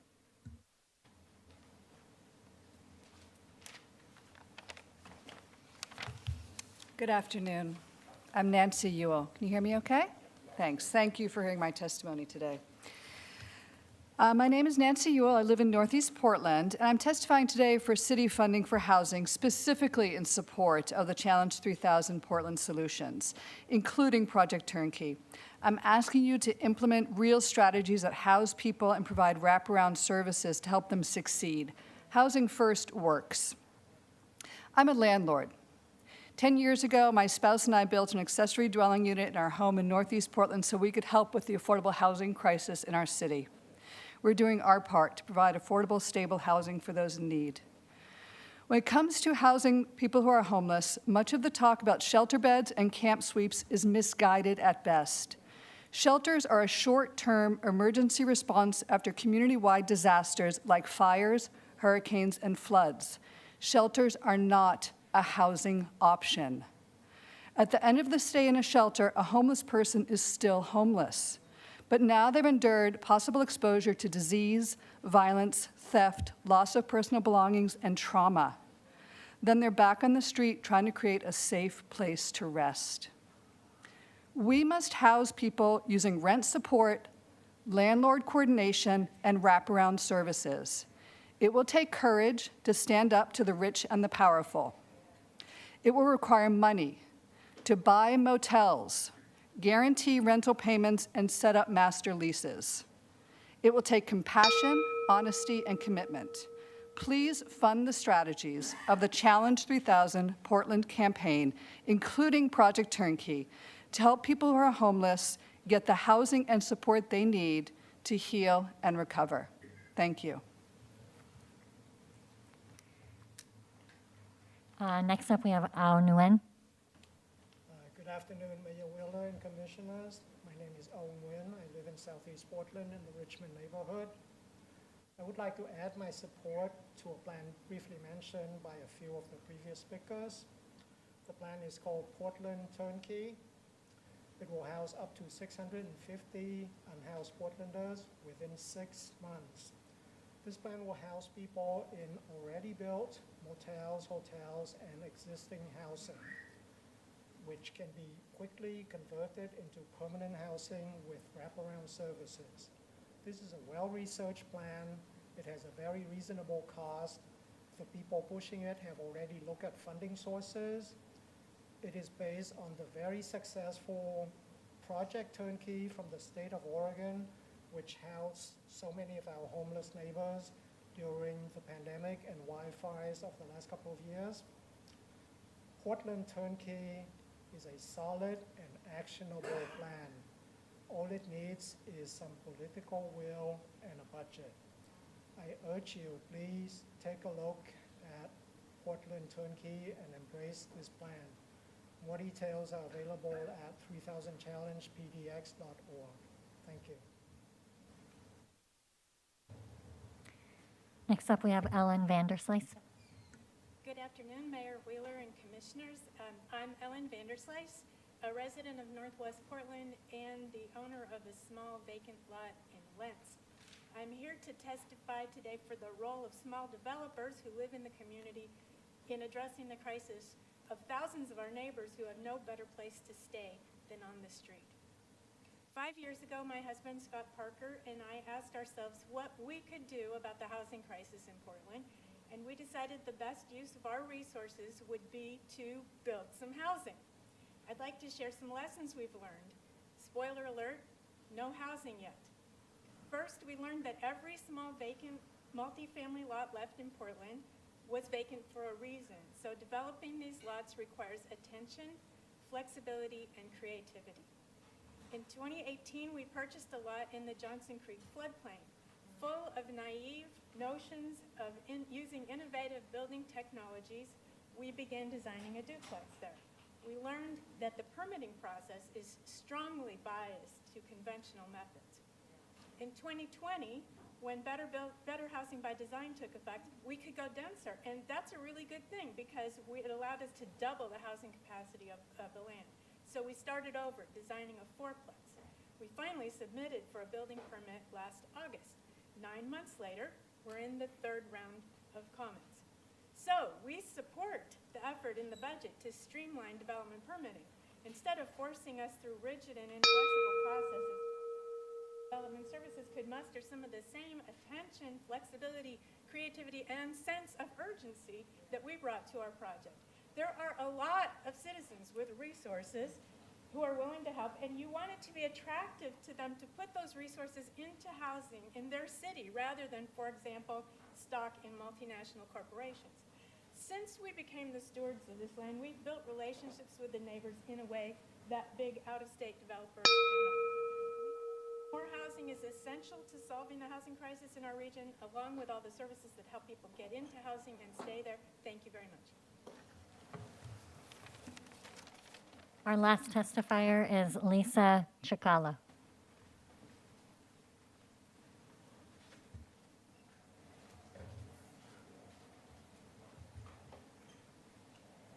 afternoon.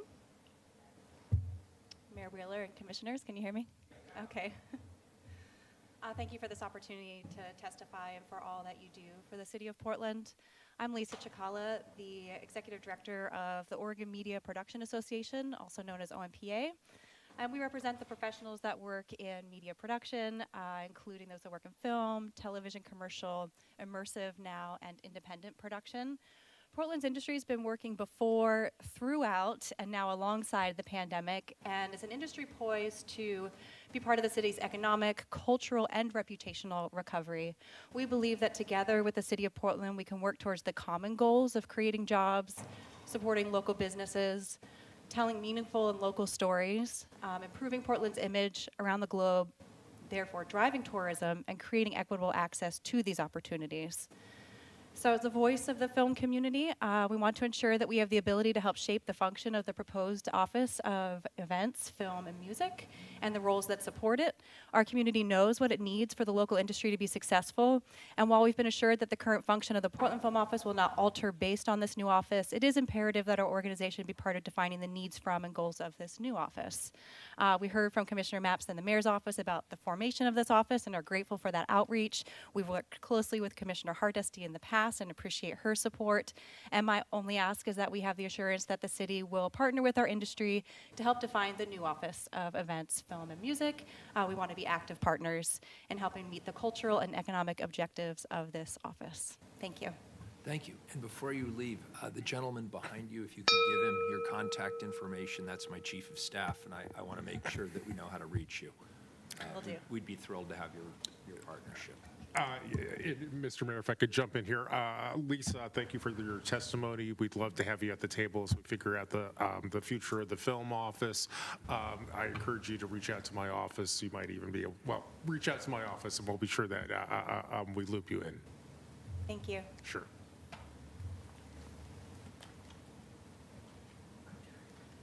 All right, so that completes public testimony.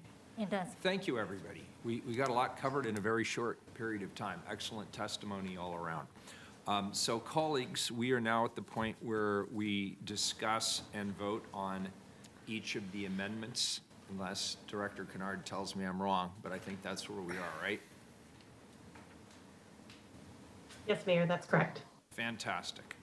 Even a clock that doesn't work is right twice a day, so am I. That's good news.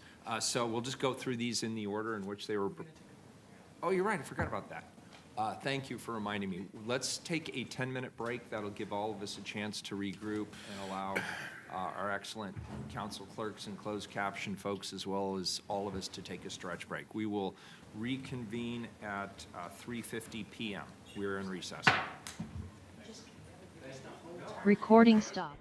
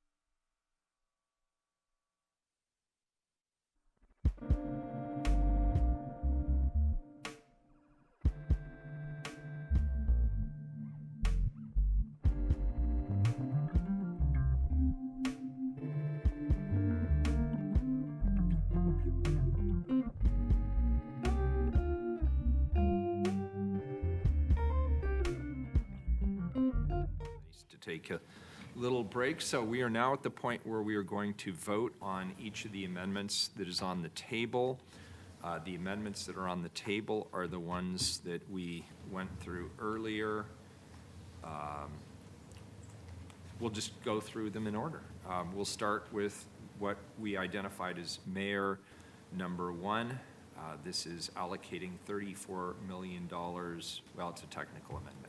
Any further discussion on Mayor 1? Please call the roll. Ryan? Thank you, Mayor. Thank you for bringing this amendment forward. Specifically, I'll talk about Amendment U, if that's the way to specify that, Yeah, within the ginormous number 1, Yeah. which allocates one-time general fund resources to Prosper Portland to bolster the city's repair grants program. Like all of my colleagues on council, I hear numerous stories from friends, from neighbors, from Portlanders, from small businesses that I frequent about the increased, unfortunately, the increased vandalism that they've experienced. And it's usually around the stories like this. They can't they keep replacing their window, and now their insurance has gone up to the point where replacing the window is actually higher than their premiums. So they're in it's not a great place for them to be in, and we need to offer some aspirin for this headache that they're experiencing. And so I'm really grateful that you heard that and put it into your ginormous amendment number 1. That would be you. So thank you, Mayor. I vote aye. Thank you. And before you move to the next person, I misspoke. I called this a technical amendment. This is the opposite of a technical amendment. This is like multiple substantive amendments, as Commissioner Ryan just noted. So I just wanted to correct myself for the record. Go ahead, Keelan. Hardesty? Yeah, I was going to say, if this is technical, wow. Until you get to a substantive one. Yeah, only 34.798 million, but who's counting? Aye. Maps? Love that efficiency.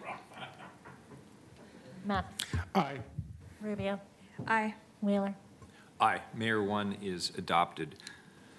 Mayor 2 is a $50 million as a technical accounting adjustment on the General Reserve Fund to recognize the repayment of one-day interfund loans supporting grant programs.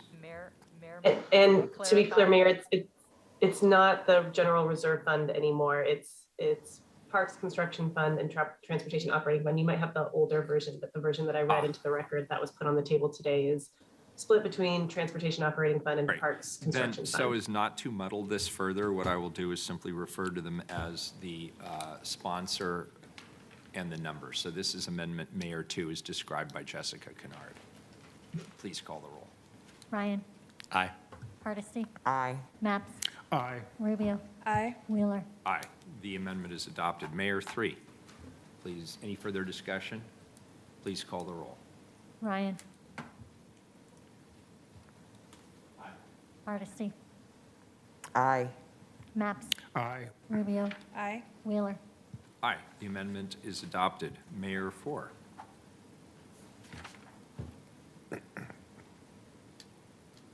Please call the roll. Ryan? Aye. Hardesty? Aye. Maps? Aye. Rubio? Aye. Wheeler? Aye. The amendment's adopted. Mayor 5. Any further discussion? Please call the roll. Ryan? Aye. Hardesty? Aye. Maps? Aye. Rubio? Aye. Wheeler? Aye. Mayor 5 is adopted. Hardesty number 1 regarding Smile. Any further discussion? Please call the roll. Ryan? Aye. Hardesty? Aye. Maps? Aye. Rubio? Aye. Wheeler? I would like to thank Commissioner Hardesty for bringing this forward. This has been a long-standing issue. And a couple of years ago, the Selwood Moreland Improvement League took over the facility, the building, and at that time, we made it clear that we would partner with them on any significant capital needs. This is a huge capital need. It includes the remediation of mold and some other issues as well related to the structure itself. Commissioner Hardesty, thank you for bringing this forward, and I'm happy to support it. I vote aye, and the amendment is adopted.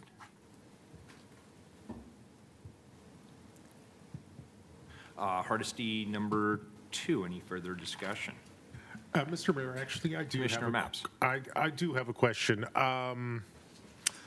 I'm going to vote yes on this. I do, and the first sentence directs the city economist to set aside $20 million. Does the city economist set aside money, or does the budget office set aside money? It's a good question, Commissioner. The reason why the city economist is listed is because the city economist is charged with setting the forecast and the base budget allocations. So that process is housed in the budget office, but the person that actually does it is the city economist. Okay, I learned something. Thank you. And I would just like to point out a couple of things, and if I'm incorrect, somebody will mention this.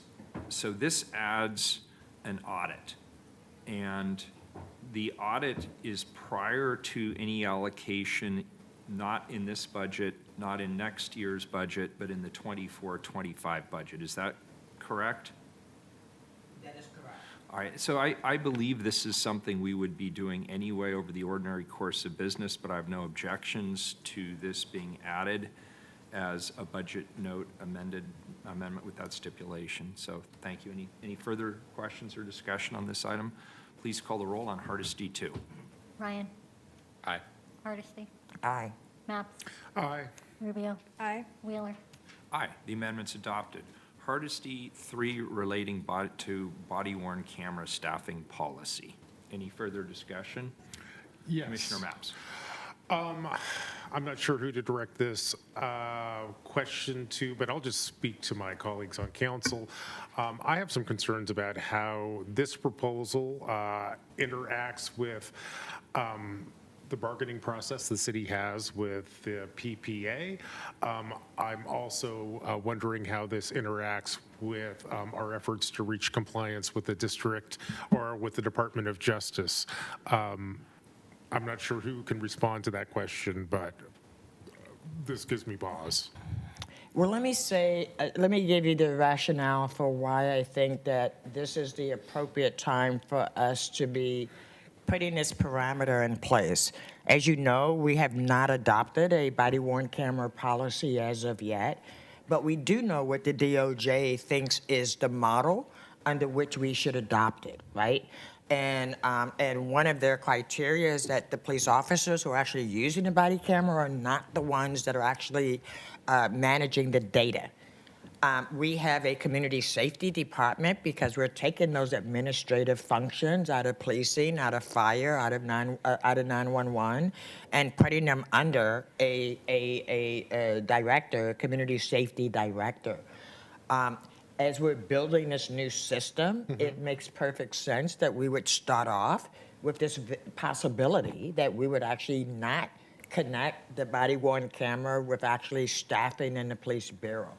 If we're going to create a body-worn camera program that the public will trust, it is important that we have a system whereby there's transparency about who has access to the data, how that data is going to be utilized. And as you know, we've actually put money in this budget to address the DA having access, right? This is the people who will manage the data. This is not the police officers who are wearing the cameras. These are civilian employees who will be managing the data. And since we're going to be hiring them, it's better, I think, to put them in a community safety division rather than putting them in the police and then having a fight about where they live. Thank you, Commissioner Hardesty. I appreciate having a better understanding of where you're trying to go with this one. I'm not sure if that addresses my concerns around how this interacts with the ongoing bargaining that the city is doing with the PPA. Do you have any intuition about that? Yeah, I can tell you this has absolutely nothing to do with the bargaining around the body-worn camera or the policy that we would develop. This is really about the mechanism that happens behind, in the back room, and it's who's controlling the backroom operation is what this motion covers. Okay. Let me ask another closely related question. Do you have any concerns around how this amendment would interact with our ongoing efforts to come into compliance with the Department of Justice? I would believe that the DOJ, and I haven't talked to them about it, but I've been in this from the very beginning for the last 14 years, And I am confident to say the DOJ would be very supportive of this type of transparency and this disconnect between the people who are actually reviewing the data and the people who are actually wearing the cameras. Okay. You have some experience here, so I have some confidence in your confidence, but it would be great if there was, if we had some confirmation there, which brings me to a related question. I see Robert Taylor has stood up. He may have a actually, response. This is one of the questions I wanted. I don't know. Actually, this will go to you, and then if Robert wants to get in, he can. Commissioner Hardesty, when you pulled this together, did you consult with the city attorney's office around how this might interact with the other, with the DOJ or bargaining?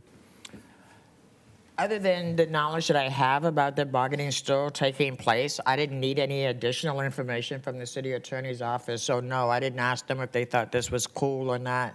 But now that Robert's here, I can ask him. Robert, do you think this is cool or what? Thank you, Commissioner. Thank you, Commissioner Mapps. Robert Taylor, Portland City Attorney, for the record. I think this is a situation where you're both right. This, the plan for how the body-worn camera data will be stored and who controls it and has access to it, that's something that is subject to the bargaining process. It's something that we're talking about in that process. I believe this budget note is asking the Bureau to work with the Community Safety Division to develop a plan, and that plan would have to be consistent ultimately with whatever we agreed to in the bargaining process, and whatever we agreed to in the bargaining process would have to be reviewed by my office and would have to be approved by council. So I take this request for a plan as to develop a contingency plan should this be the result that we end up in the bargaining process. And if I could add just another piece to that, I mean, on the back end, it would be harder if we, in fact, authorize just putting these positions in the police bureaus right now. I think it would be harder to disconnect them from the police bureau than it would be to actually direct the bureau to work with them to make sure that they're developing a process that actually really it makes it clear about where the data management happens. It is my personal belief that it should happen under the Bureau of Community Safety, but this is actually directing them both to have that conversation. So I'm not saying that this is the ideal location, but what I am saying is they have to work together to come back with a proposal. Commissioner Rubio. So, Robert, I just have a question and follow up on that. So the addition to this budget note, like the contingency planning, that has no bearing on the conversations happening with the DOJ, no way interfering with that. No, it does not. It would just be, we're doing some contingency planning if this is the decision and the outcome we come to in the bargaining process. Commissioner Ryan. I'm going to keep asking you probably the same question, but you're an attorney. You can handle this. So we have checks and balances in place that took place during the DOJ hearings and also with PPA bargaining, correct? Correct. So I'll jump in, and then I'll go back to Commissioner Mapps. So I don't have any problem with this amendment as worded. What it asks the PPB to do is have a discussion with Mike Meyer's team. That is all this amendment directs. So I don't have a headache about that. I do, and I will commit as the police commissioner that I would be happy to ensure that that conversation and that dialogue and that coordination takes place. I believe it will anyway. I am concerned about the timing. I do believe getting to the management of the program before we know what the program is premature. That's my personal belief, and I'm somewhat reluctant to have the budget process be the way that we are directing a management alignment before we even know what the program is. So I'll just be open and express my heartburn around that. On the other hand, as I read the amendment, there's nothing in here that I find terribly disturbing or shocking. It calls for a conversation that I believe both the Police Bureau and Director Myers of our Community Safety Division. They're all smart enough people. They would probably have that conversation without our interference, but just not yet. I think it would be helpful for them to wait and see how the decision-making goes and then have the conversation. And I would commit to them having that conversation, or at least as long as I'm the police commissioner, I would commit to them having that conversation. Mayor, I appreciate that. I think my concern is that we are authorizing them to hire 6 positions to manage body cam data, and we do not have a policy in place as of yet. And so I just want to make sure that as we are putting these new systems in place, that we're not blindsided by authority that we've already provided in this budget to hire 6 staff people to do data stuff. So if it's premature to have parameters, then it's probably premature to fund 6 data people for a policy that we don't have around body cams. Well, as I say, I think they'll be in the same room. I can't imagine the chief and Mike Myers not sitting in the same room and having this conversation without our interference. So I'm happy either way. Okay. I'll go with the council majority on this. I don't think it's that big of a deal because it calls for a discussion that frankly should happen at the top levels of leadership anyway. Amen. There are other people who should probably also be in on this conversation. Amen. Commissioner Maps, I'm sorry, I forgot to go back to you. I'll just say, I'm going to vote no on this. I'll let my colleagues know I'm going to vote no on this. I'm not hostile to any of the conversations that Commissioner Hardesty and Commissioner in charge of the police want. Frankly, it's not clear to me how this particular amendment clarifies anything. Indeed, I think in many ways it at least confuses me. So because of the uncertainty involved and the fact that I don't think there's a lot at stake here, I will just state for the record, so see, I'm going to vote no on this. You talked yourself out of it, eh? Any further discussion on this? Very good. Please call the roll. Ryan, No. Hardesty, Aye. Maps, No. Rubio, Aye. Wheeler. Well, look at that. You all put me in as the so I have already publicly pledged I'll make sure this conversation happens in the appropriate sequence. I vote no, deemed as it fails. Hardesty, any further discussion? Please call the roll on Hardesty 4. Ryan, I appreciate the conversation earlier today with Director Myers. I vote aye. Hardesty, Aye. Maps, I should have encouraged having more discussion there. I was slow on the draw. I'm going to vote no for all the reasons that we talked about earlier today.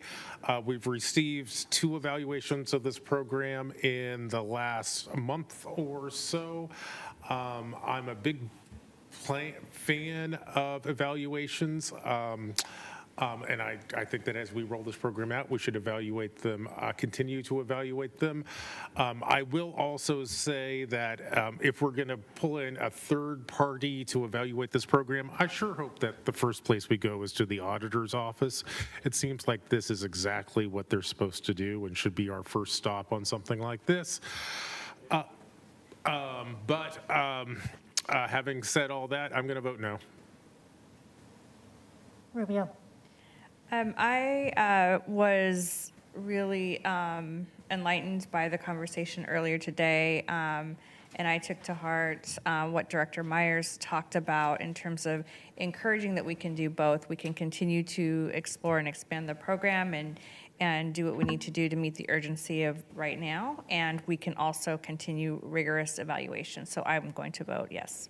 Aye. Wheeler.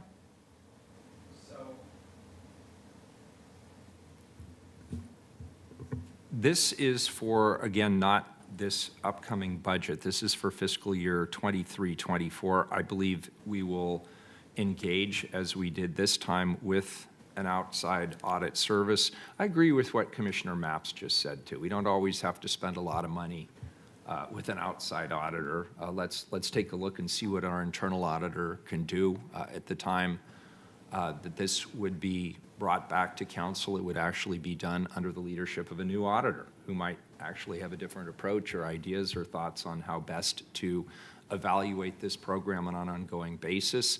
I'm actually very encouraged by the results of the PS3 program. It is actually performing at this point. It was a little slow out of the gate for my liking, but in terms of the actual tangible results that we are seeing, it's actually overachieving compared to where I thought we would be at this point. So I'm happy to hold it up to the light of day and have us take a look at it internally and have external experts who have thoughts on how we could evaluate this on an ongoing basis take a look at it too. So I will support this and vote aye. The amendment is adopted. Next is Hardesty 5. Any further discussion? This is on surveillance. This is the one where Commissioner Rubio added on the friendly amendment? Correct. And Correct. So it's aligned with the smart cities? Yes. Correct. Yeah, I do have Commissioner a Maps. I have a question. This particular amendment has evolved quickly, and I think it's maybe even evolved over the course of the day. Can someone explain to me what this amendment does? Commissioner Hardesty. Yes, are you familiar with the April 6th city audit about police intelligence gathering and surveillance? What this report does is actually just speed up the timeline under which the Portland Police Bureau has to come back and with policy recommendations to address these policy lapses. So that was the report the Police Bureau received 5 weeks ago? That's April 6th. I don't know how many weeks ago that was. I'm not counting weeks at the moment. And so the reason for this is clearly surveillance technology is moving leaps and bounds. And the Police Bureau recently sent a couple of community members to look at the SHOT, what is that thing called? The SHOT something program in Atlanta.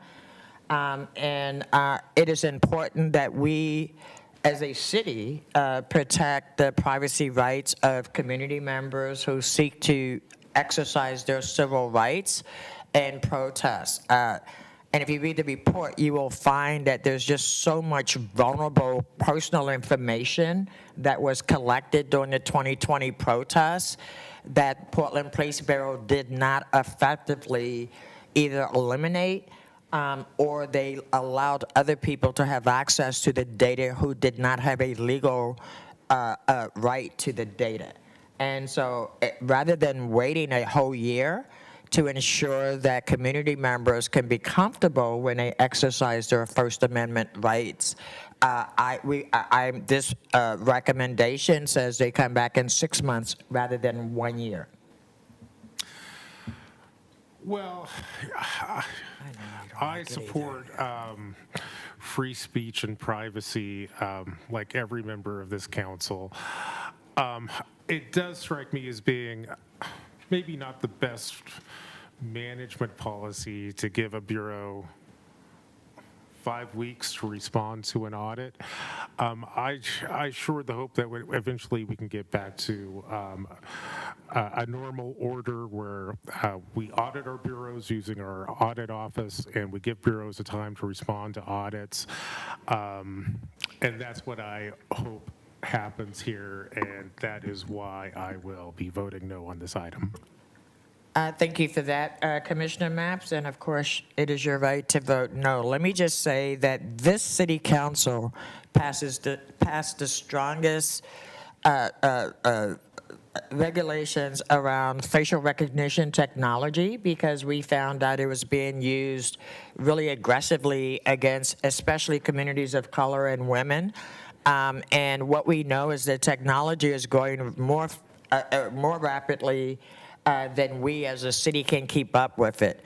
And so if the city council is still committed to protecting the privacy rights of community members, no matter where they are, that's why we have a ban on facial recognition technology for both public and private uses in the city of Portland, the strictest ban in the country.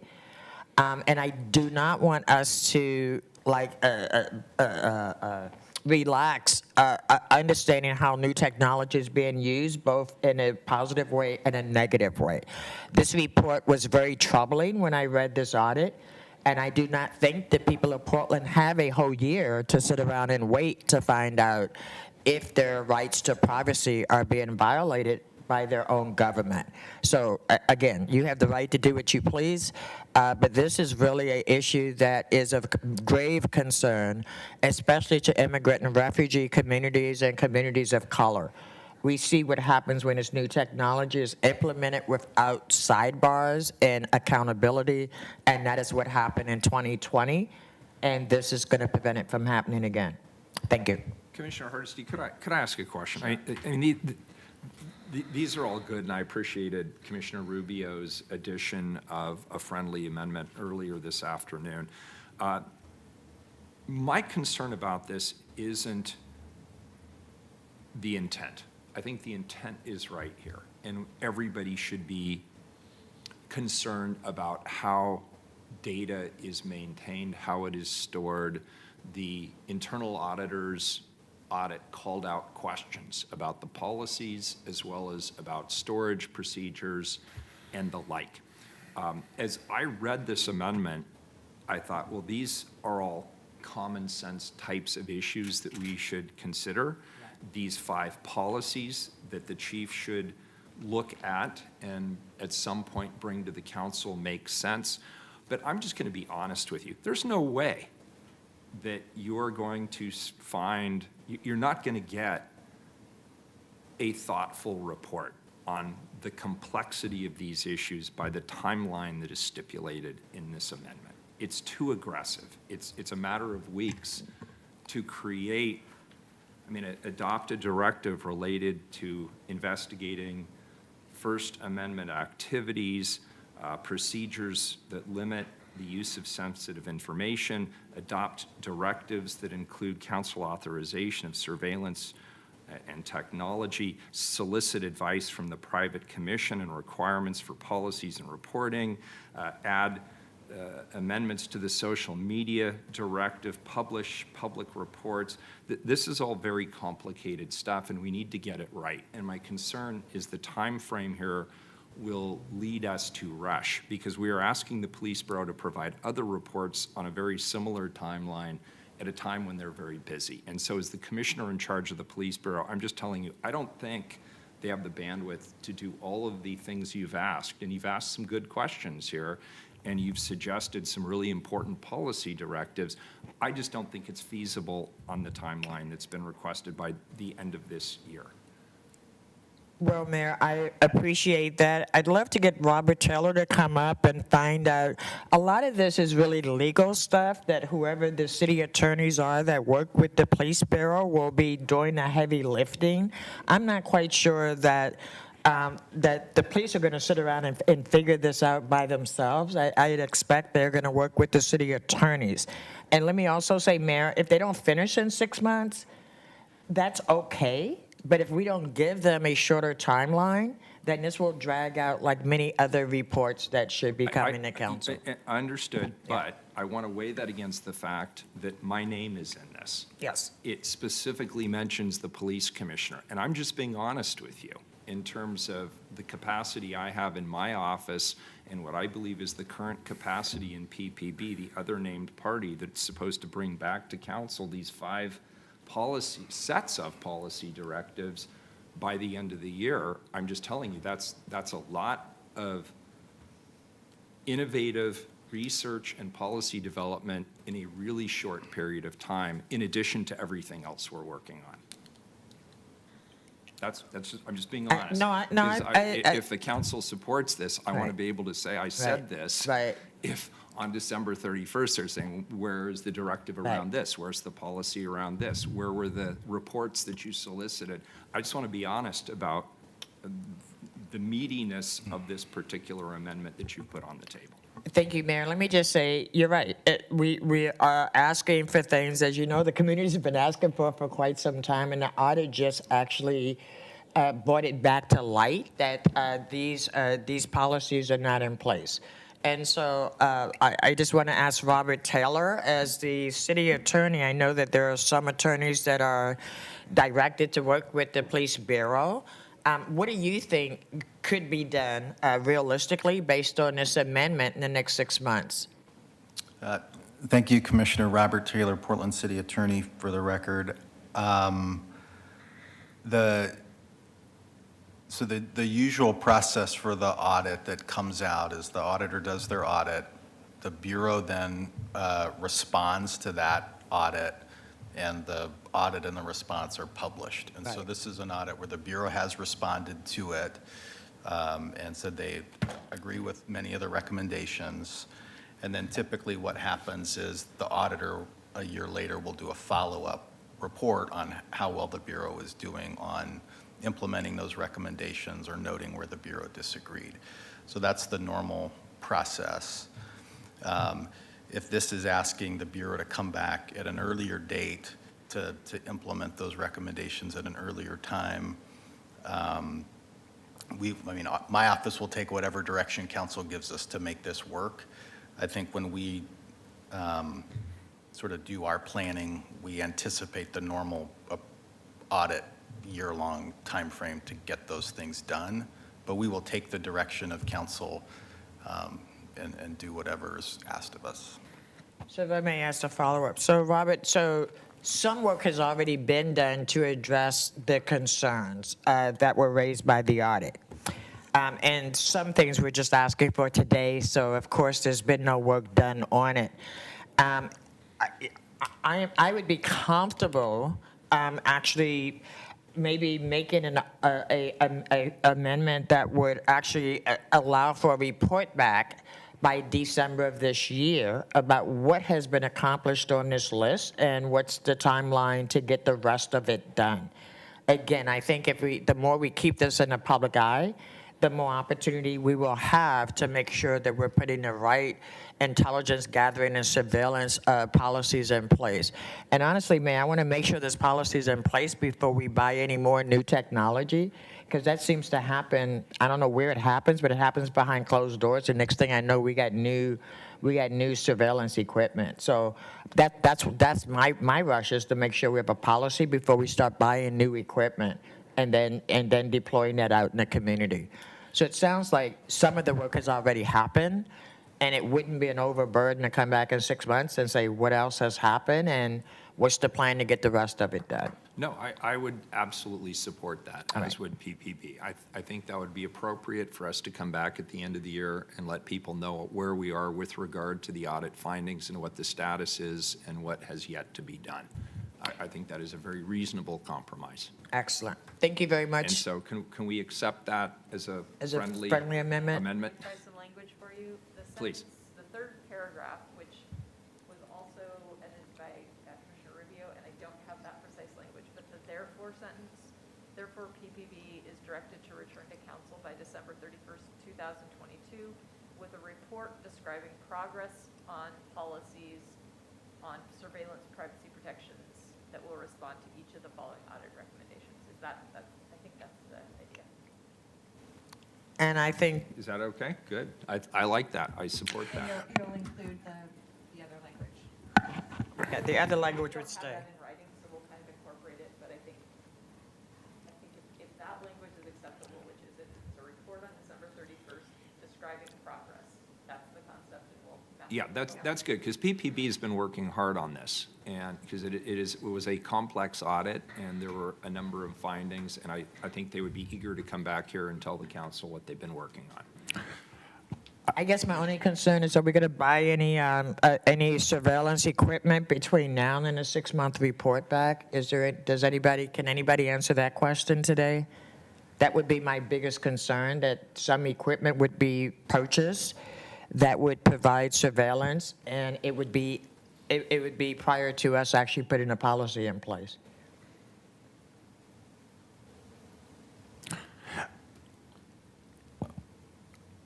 Is there anybody on here from the police bureau? Well, Commissioner I'm Mouse. not with the police bureau, but I can. Sure. And I probably have the opposite concern. I understand why it's important for the police bureau to respond to this audit. It feels like there's a little bit of mission creep here, where on the one hand we have the audit, now we're getting into policy and procurement questions. I think that's a different question, and if someone wants to bring forward an ordinance saying we should not buy body cameras until X, Y, and Z has been accomplished, I'm willing to do that. But I don't understand why we're putting this into the budget as a budget note now, especially since the commissioner in charge of the police bureau has committed to giving us a 6-month report on how they're doing over there at the PBB in terms of addressing the auditor's concerns. It's a transparency issue, Commissioner Maps, and so it sounds like we have a friendly amendment. I don't have any additional questions when it comes to whether or not we should move forward. I still think we should move forward. And my question is not an insignificant one. If we bought any kind of surveillance equipment today that would be out of line with our policy, we would actually be doing a bad thing and wasting public dollars. So I don't know why you don't see the importance of actually being proactive and putting these policies in place. Let me jump in here, because I do think this is a separate, so it sounds like we're done with the discussion. Yes. On And the we got a amendment. plan. Now we're having a question about procurement. Yeah. Procurement comes before the council. Yeah. So there will be no purchasing of body-worn cameras or anything else beyond what has already been approved by the Portland City Council, unless it comes as a procurement report. So that's taken care of somewhere else, not here. No, I totally agree. I just know what I know. So thank you. I'm All right. done. Okay, so it sounds like we have the amendment. I'll come back, the police bureau will come back. We'll give an update on the audit findings that the police bureau has been working on, will continue to work on, and what's yet to be done. And if there's any stumbling blocks or problems that the police bureau is having or that we're having in our office, we'll be happy to be transparent and solicit help. Yes. Plus Commissioner Rubio's language from earlier, which I'm not going to try and repeat. So call the roll on Hardesty 5 as it's So, newly. Mayor, I think technically we should move and second the additional language we just talked about, and then we can move. Can I get a motion for the new language? So moved. Commissioner Hardesty moves. Second. Commissioner Ryan seconds. Any further discussion? Please call the roll on the addition of the new language. Ryan, Substitution. Aye. Hardesty, Aye. Maps. I very much look forward to getting a 6-month report on the Portland Police Bureau's efforts to respond to the auditor's report. And the police commissioner has just agreed to this. I don't see the value added of doing any of this, so I'm going to vote no. Rubio, Aye. Wheeler. Aye. The amendment as substituted is adopted. To the main motion now. Yeah, now we have to go to the main motion, correct? Legal counsel, please call the roll. Ryan, I think, sorry, Mayor, sorry, jumping in from the virtual world. I think the first motion, I think you now need to vote to include the items to reflect these items in the change memo, to basically update all the exhibits. And then you will have a vote on the final, then you'll have a motion and a final vote to approve the budget as amended. I move the update I'm going to to pause, the memo. pause for a moment, please. We're Wait, we not didn't vote yet. complete with Hardesty number 5. Oh, I'm sorry. And then we can I'm move. sorry. So we have amended Hardesty 5 with the language that I just gave you. Now we need to vote on Hardesty 5 first, Jessica, before we can go on to those, please. All right, good. Call the roll. Ryan, With the two friendly amendments that have been discussed throughout this day, I know I woke up this morning thinking I was going to vote no on this, but at this moment, I'm voting aye. Hardesty, Aye. Maps. I'm going to vote no on this. I don't see the value added. I think it actually confuses the discussion as we've had, as our procurement conversation illustrates. No. Rubio, Aye. Wheeler. I will make sure it is worthwhile when we come back, and I will make sure the police bureau is well prepared to discuss what I think has been very good progress on the auditor's recommendations with regard to surveillance. It will not be complete, as I indicated, but we will be thorough with regard to where we are and what we've done and where we're headed. I vote aye. The amendment is adopted. Colleagues, now I'm seeking a motion to approve these updates to the change memo, as Jessica just indicated. Can So I get a moved. motion? Commissioner Second. Hardesty moves, Commissioner Ryan seconds. Any further discussion? Please call the roll. Ryan, Aye. Hardesty. Maps, Aye. Rubio, Aye. Wheeler. Aye, so now we've updated all the exhibits to reflect the amendment votes we just took. Colleagues, we will now vote to approve the changes our individual floor amendments have made to exhibits B, C, and D of the memo as associated with the budget. This has the effect of incorporating all of our changes so that the approved budget, which we will vote on next, reflects our amendments. Colleagues, I'm seeking a motion to approve. Oh, sorry, Mayor. I think you just did that. And so I think that you're now seeking a Colleagues, as the motion to Budget approve- Committee, we must also approve tax levies. Is that where we are? No, you are seeking a motion to approve the budget as amended. Colleagues, I'm now seeking a motion to approve the budget as amended. So Can I moved. please get a motion? So moved. Second. Any further discussion? But I don't take the vote right now, is that correct? You should, I'm sorry, you should take the vote. I'm looking at your talking points. We should have Please call the included roll. that. Ryan, Aye. Hardesty, Aye. Maps, Aye. Rubio, Aye. Wheeler. Aye. Colleagues, Mayor, before you go to the tax levies, I apologize for interrupting. Jessica, can I confirm that they took the step to update all the exhibits to reflect the amendment votes, which the mayor had asked? I just want to make sure because it's on my list. Yes, he sought a motion to approve the updates to the change memo and then voted to approve the changes on the approve the changes. Okay, and so that will cover the changes to the exhibits, that prior motion? Yes. And vote. Okay, just confirming. I apologize, Mayor. no worries. Of course I got it right. What made you think I might not? I guess I picked a terrible day to quit coffee. Colleagues, as the Budget Committee, we must also approve tax levies.